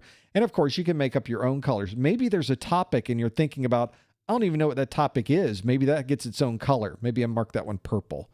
So now you can go through this entire list. And if you know it really well, mark it in green. If you sort of know it good enough to stumble through, maybe you mark it in yellow. And if you're really not sure at all what you would tell somebody about this technology, mark it in red.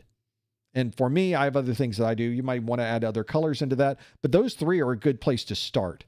And then just go through every single objective on every page and mark up this entire document. I know it's hundreds and hundreds, literally hundreds and hundreds and hundreds of objectives. But this is where you will really get a feel for how well do I know this? Because now you'll be able to look at this and see how much green is on this page, how much yellow is on this page, how much red. In fact, you might want to start studying with the red colored material so that you can at least bring it up to a yellow or a green and then move to the other reds that you have here. That's going to give you the best chance when you walk into this exam of really understanding all of the different topics you need to know because they stick to this list. They do not deviate from this list. They don't add other things into it. Here's an example of that. I see this a lot on my website. People come to the website, and for the Core 1 exam, let's count the number of port numbers you have to know for the Core 1 exam, because this is sort of a rote memorization part of the exam. 1, 2, 3, 4, 5, 6, 7, 8, 9, 10, 11, 12, 13, 14, 15, 16, 17, 18. So less than 20 port numbers. I counted 17, 18 in here, depending on how you count. I counted port 20 and 21 as 2 different port numbers because you need to know both of them for FTP. I counted 67 and 68 as separate port numbers for DHCP, even though they are part of the same protocol, but that's how I counted them. 18 is what we got. I have people that will come to my site and they'll show me a page they were given on the internet by their instructor from somewhere, and it has 120 port numbers on it. Because they're telling me it's taking me forever to memorize these 100 port numbers. I'm thinking, why are you doing 100 port numbers? What is going on? And they say, well, I got this list. And they say, I need to know this list. See, this is your list. This is your list. Do not deviate from this list. Do not do less than this list. Do not do more than this list. This is the list. CompTIA will not ask you for something outside the scope of what is in this list. Almost never. See, there's always a caveat. I always throw something in there. Occasionally, you will get a question on your exam that has nothing to do with any of these topics that are in the exam objectives. Nothing. You're thinking, where did that come from? Why are they asking me this when nothing here has anything to do with the exam?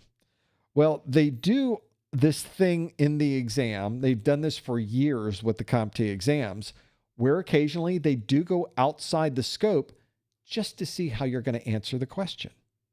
They're sort of using you as an experiment. That's what's happening. You are a guinea pig in their big experiment of exam taking. So you have to deal with that part of it as you go through it. The good part about these questions, though, maybe it's the bad part about these questions if you know the answer, but with those particular questions, they don't count them on the exam. They don't have any points associated with them. They don't count against you, but they don't count for you. So generally, that's how we understand them to be. Again, CompTIA does not explain their grading methodology. They don't take us into the details of what's going on. All we really know is if you don't answer a question, you get no points. If you answer and get it wrong, you get no points. If you answer and get it right, you get some points. We don't know how many.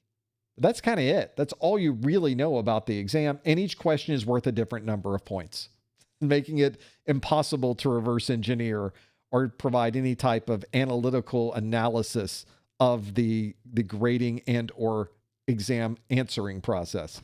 So don't try to trick the exam. Don't try to hack the exam. I'm going to figure this exam out. No, you can't. Can't do it.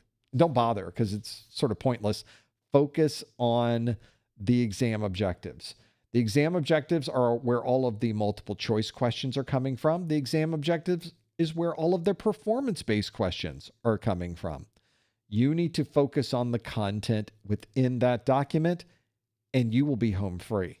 If you know everything in there, you are good.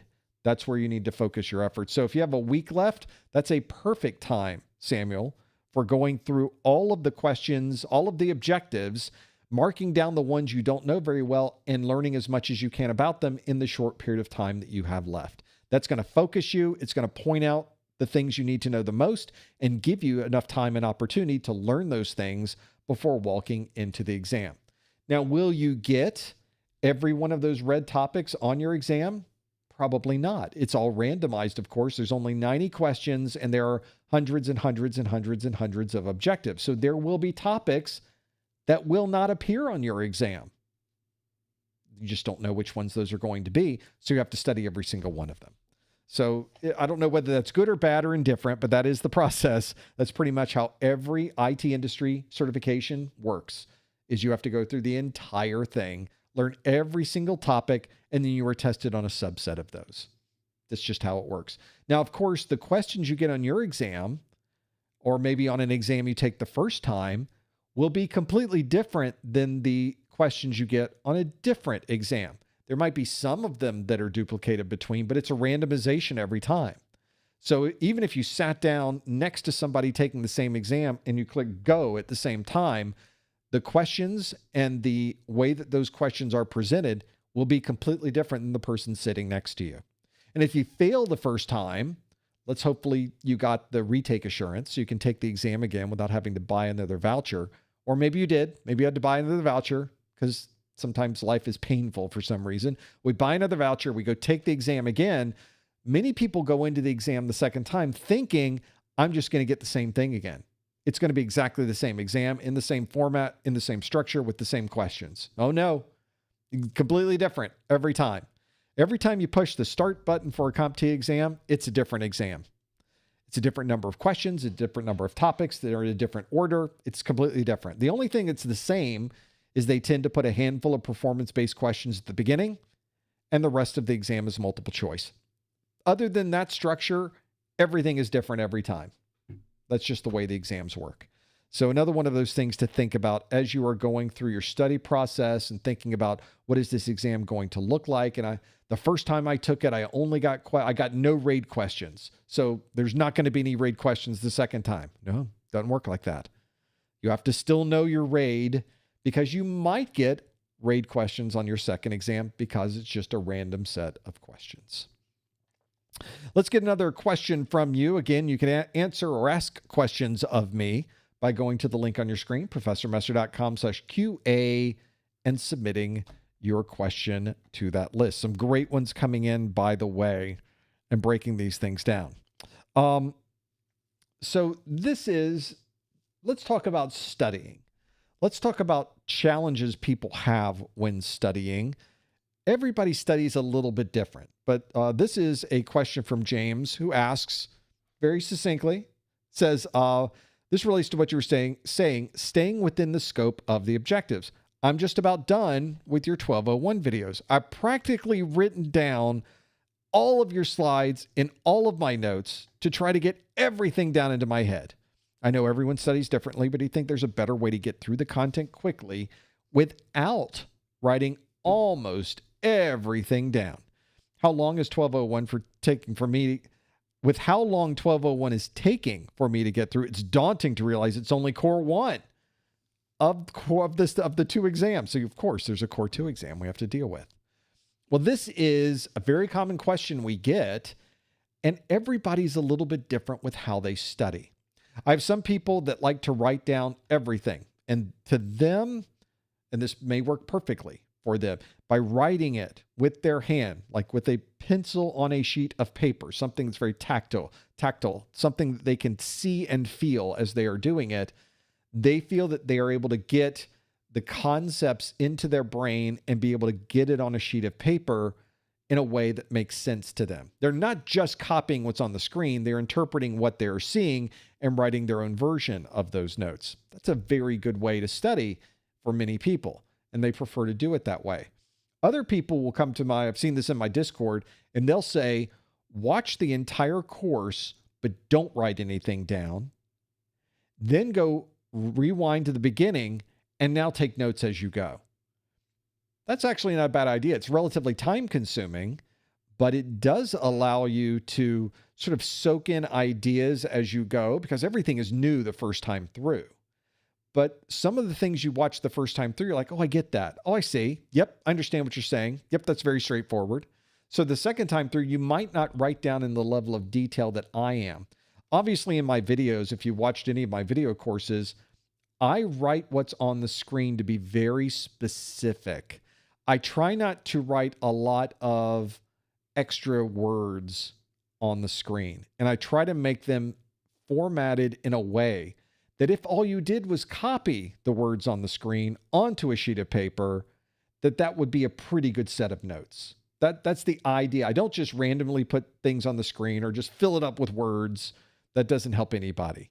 They're there to be a guideline. They're not to present it to you in the same detail as a book, but they are there to help you understand what we're talking about and keep going forward and straight through of everything that we're doing here. So I think that's something to consider as well. You might want to take notes in a way that works for you, whether it's watching the video first and then taking notes, or watching and taking notes at the same time as you watch the first videos to go together.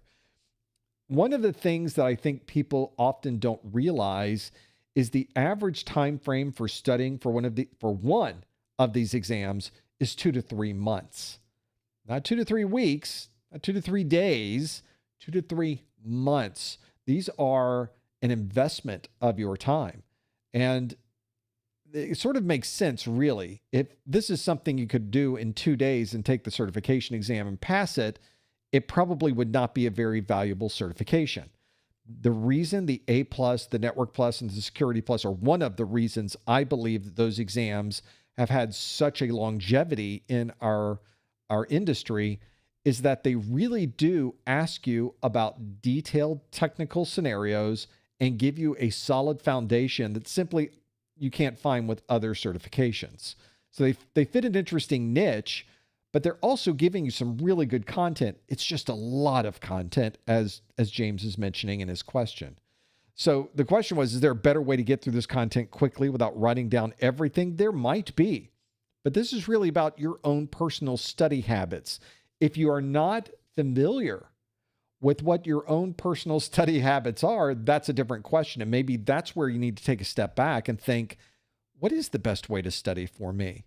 There's a lot of great books out there and a lot of great websites out there that talk about how to study, not to add more onto your plate, but you might want to take just a day and go through a number of these different programs, these methods, these styles, these formats to see, how does that person study? How about that type of study? How about this type of study? Some studying, you study for 15 minutes, then you wait for 5 minutes, then you study for 15 minutes, then you don't study for 5. There's different ways to do this. With some studying, you watch all the videos first, and then you take notes the second time. With others, you may study for one video, learn everything there is to know about that video, take as many questions as you can about that one video, step through everything about that video, and once you've got that down, you move to the next video. But everybody is different. When I study, I like to go through a written book. I like to watch a video demonstrating the things that I saw talked about in the book, because those are two different ways to learn. You really do need both. And once I do that, I want to do it myself. I want to either find a lab or find a way that I could step through the same thing that I was seeing so that I can really understand the concept. And if it's something technical, one of the benefits you have about that is that it doesn't work the first time. For example, one of the first times I ever set up an IPsec tunnel, I was still learning, well, what is IPsec and what is this phase 1 and what is the phase 2 and what happens in phase 1 and what happens in phase 2. And of course, it's talking about encryption technologies. It's talking about hashing. It's talking about tunneling. these are all relatively involved technical topics that you kind of need to know the foundation before you even jump into IPsec tunnels. So if you don't know the details about the encryption part of it, the digital signatures, the hashing, and anything else relating to phase 1 and phase 2, then it becomes a little more difficult to do the lab. So you do have to take those, you have to bite off a chunk at a time. And once you understand the fundamentals, maybe then you can do a lab. But the first time I set up an IPsec tunnel, it didn't work. Well, then what do? Well, let's look at the logs. There's always going to be an error log somewhere. This is probably going to be a mantra of your career, is let's go to the logs, because that's what everybody needs to do. But for some reason, that's what nobody wants to do or seems to care to do for some reason. So every time I've walked into a very complex technical problem, and when you get up to a certain level where you're the second tier, you're the third tier, you're the fourth tier technical person to walk in, maybe you represent the company that makes the product like I did. When you walk into the room, you're not really dealing with someone who forgot their password. That's an easy one. They could have done that without you. When you are finally walking into the room, this is a problem that may have been going on for weeks. It is very intermittent. It's a problem that has a big impact when it occurs. It's a big deal when you walk in. And so you start asking the questions. Oh, what do the logs say? And you know, the first question you ask is, what do the logs say? And did you take a packet capture?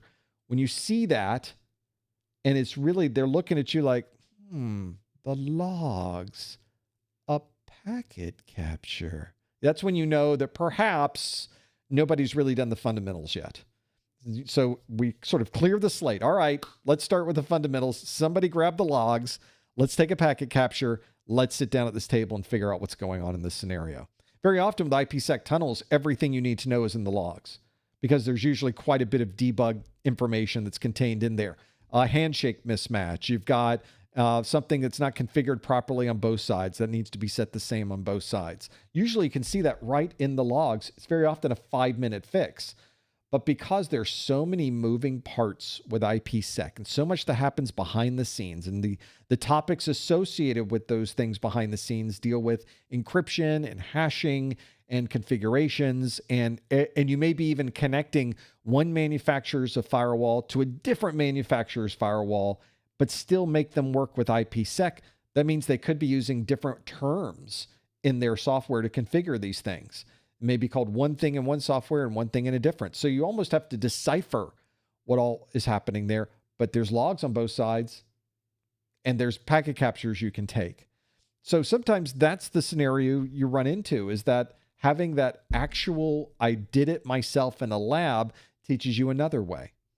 So, and maybe one of those you do more than the other. Maybe you're really into labs, you don't like reading. Or maybe you really like reading and would prefer not doing so much typing. That's now up to you. You're going to have to figure out the details of your study habits, how you like to study, find the right mix of those things, and use that not only for this certification, but any certifications that you might do in the future. There's no single answer that is right for everybody because everybody studies differently. I take a long time. I mentioned earlier the average for A+, Network Plus, Security Plus, the average for one of those exams is 2 to 3 months on average. Now, obviously, people have been in the industry a long time, may be able to do it shorter. People just getting into technology may take a little bit longer. Because I like to have more of a detailed knowledge of the content, sometimes it takes me up to 6 months with an industry certification exam to really be prepared, what I feel is prepared to take the exam. In reality, I'm probably overstudying a little bit, sometimes maybe a lot, but that's how I like to be comfortable walking into that room because I'm just not a good test taker. This is what I recognize of myself. I don't like being in a situation where the clock is counting down. I have to get all of these questions right. If I fail this exam, I'm out hundreds of dollars. You know, all that is in your brain and it's talking to you the whole time. Oh, you picking the right answer? I don't know. Is that one wrong? Are you going to fail this whole thing? Is it going down? Do I even understand what I'm looking at on the screen because I'm so hyped up? The anxiety is really pouring through me. So I try to take it easy. I try to walk into the room prepared.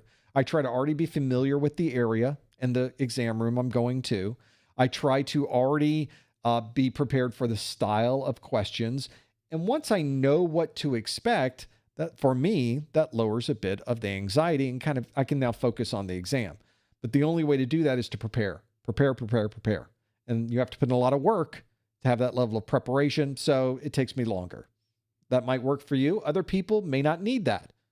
Good for them. That's what you should do. Find the thing that works best for you, and then find the way to study that fits into whatever that happens to be. For me, it's just abject fear. That seems to be my motivation. That's what makes me tick.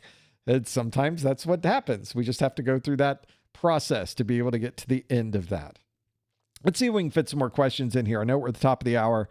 I am not oblivious. I am sensitive to your time. So let's figure out the details of this.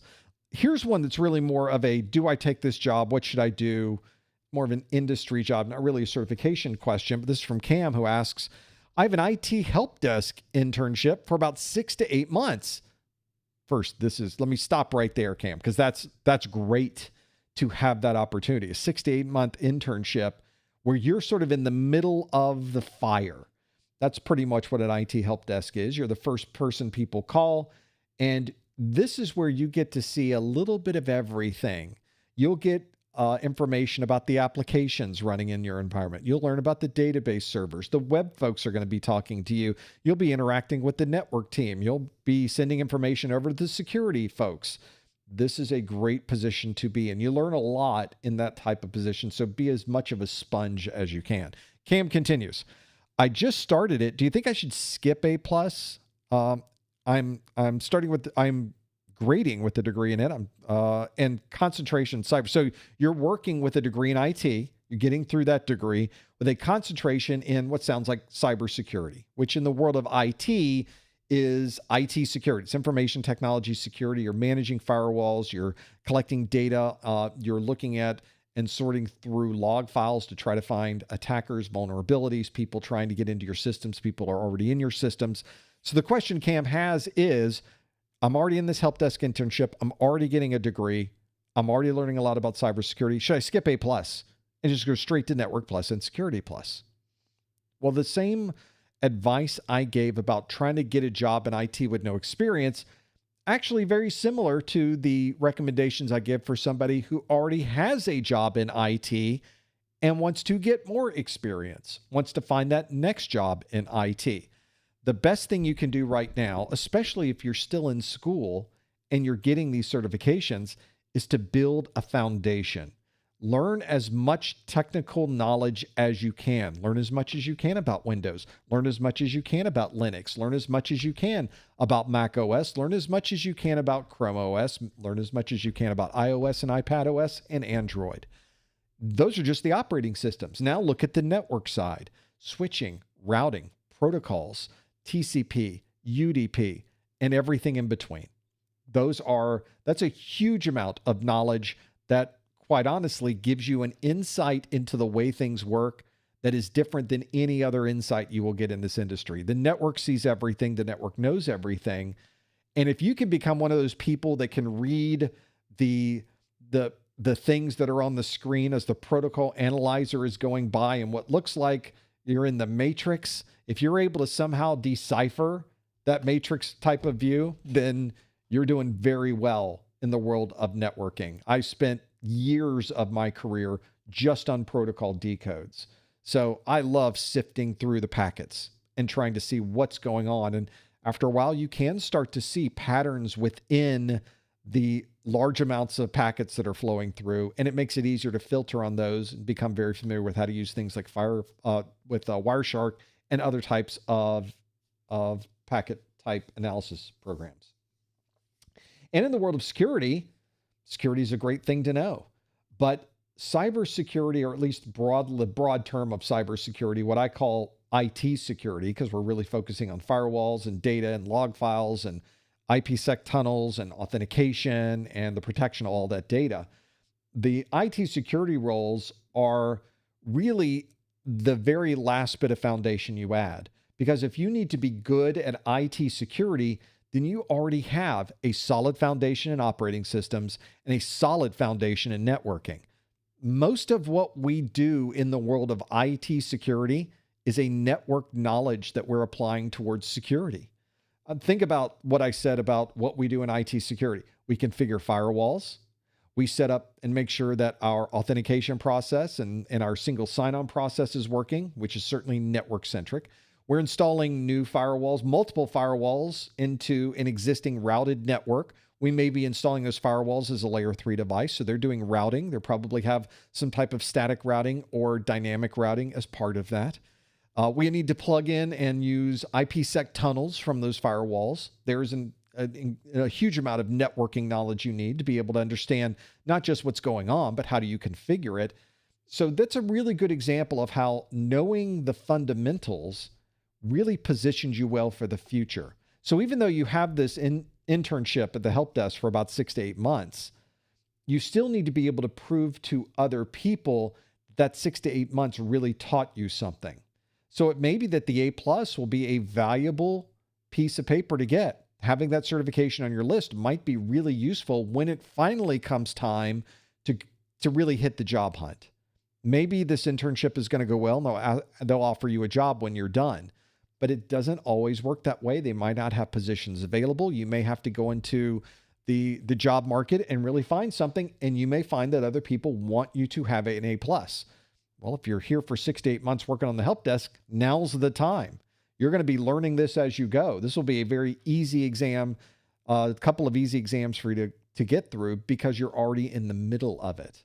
So just because you know it doesn't necessarily mean you can skip that certification. As I mentioned, though, some employers may not care that you have the A+. That's just the way that life works. Not everybody wants or needs that cert. Some people prefer you not to be certified because they want to pay you less. See how this works? That's pretty much how everything works in IT. The more you know, the more expensive you are. Well, that's good for me, who's trying to support myself and my family.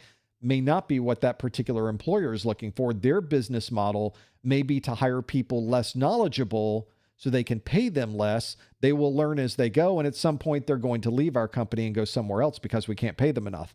But they already know that. This is not something that they are unaware of. That's what they do. That's their model. They will tell you, of course, that you're the most important thing. Our employees are the most important asset in our company, and we would never do anything that would make them uncomfortable in their position, except the fact that we're no longer going to have you work for us anymore. Those are the things that big companies do. So you sort of have to find the right mix in there, but having credentials in your pocket is a good insurance policy, and it allows you to position yourself very well if at any time you want to make a change with your career.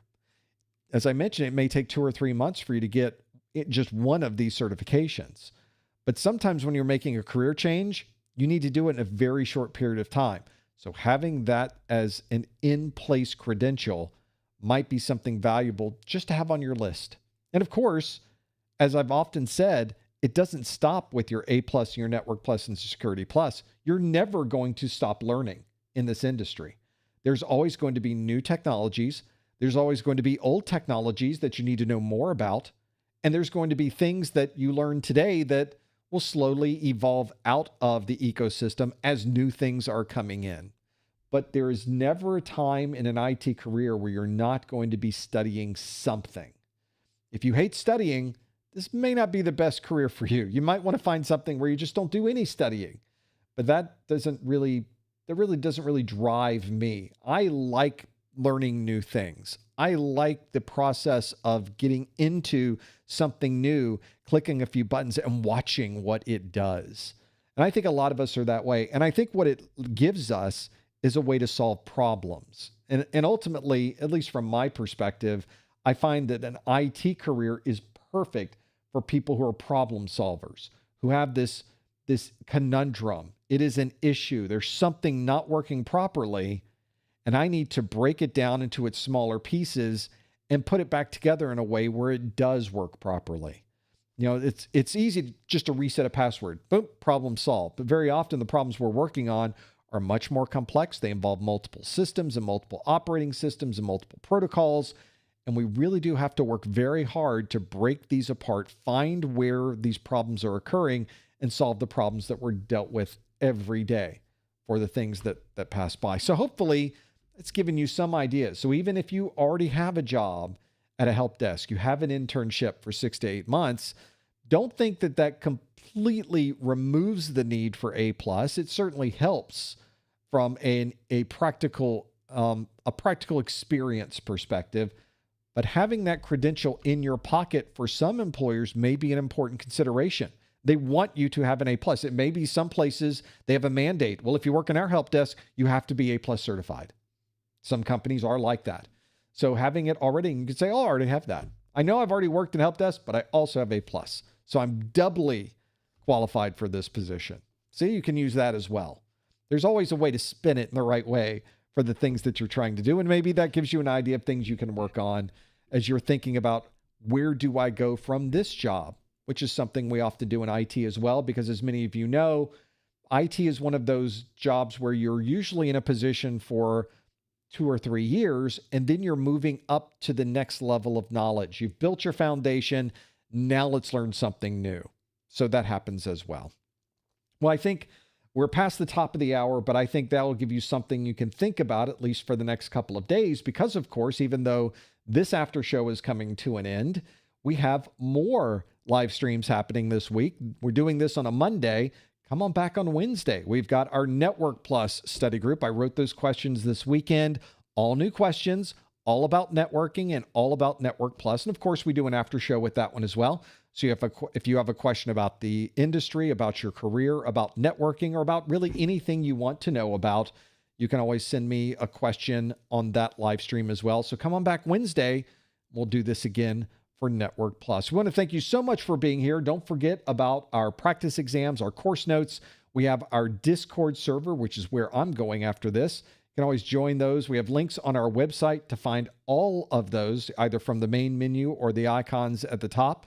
And of course, if you're watching this video well after when it was created, we do one of these every month. If you'd like to know when the next live event is going to be, you should check our calendar at professormesser.com/calendar. Thank you so much for joining us. We will see you next time on the A+ study group. Thanks, everybody.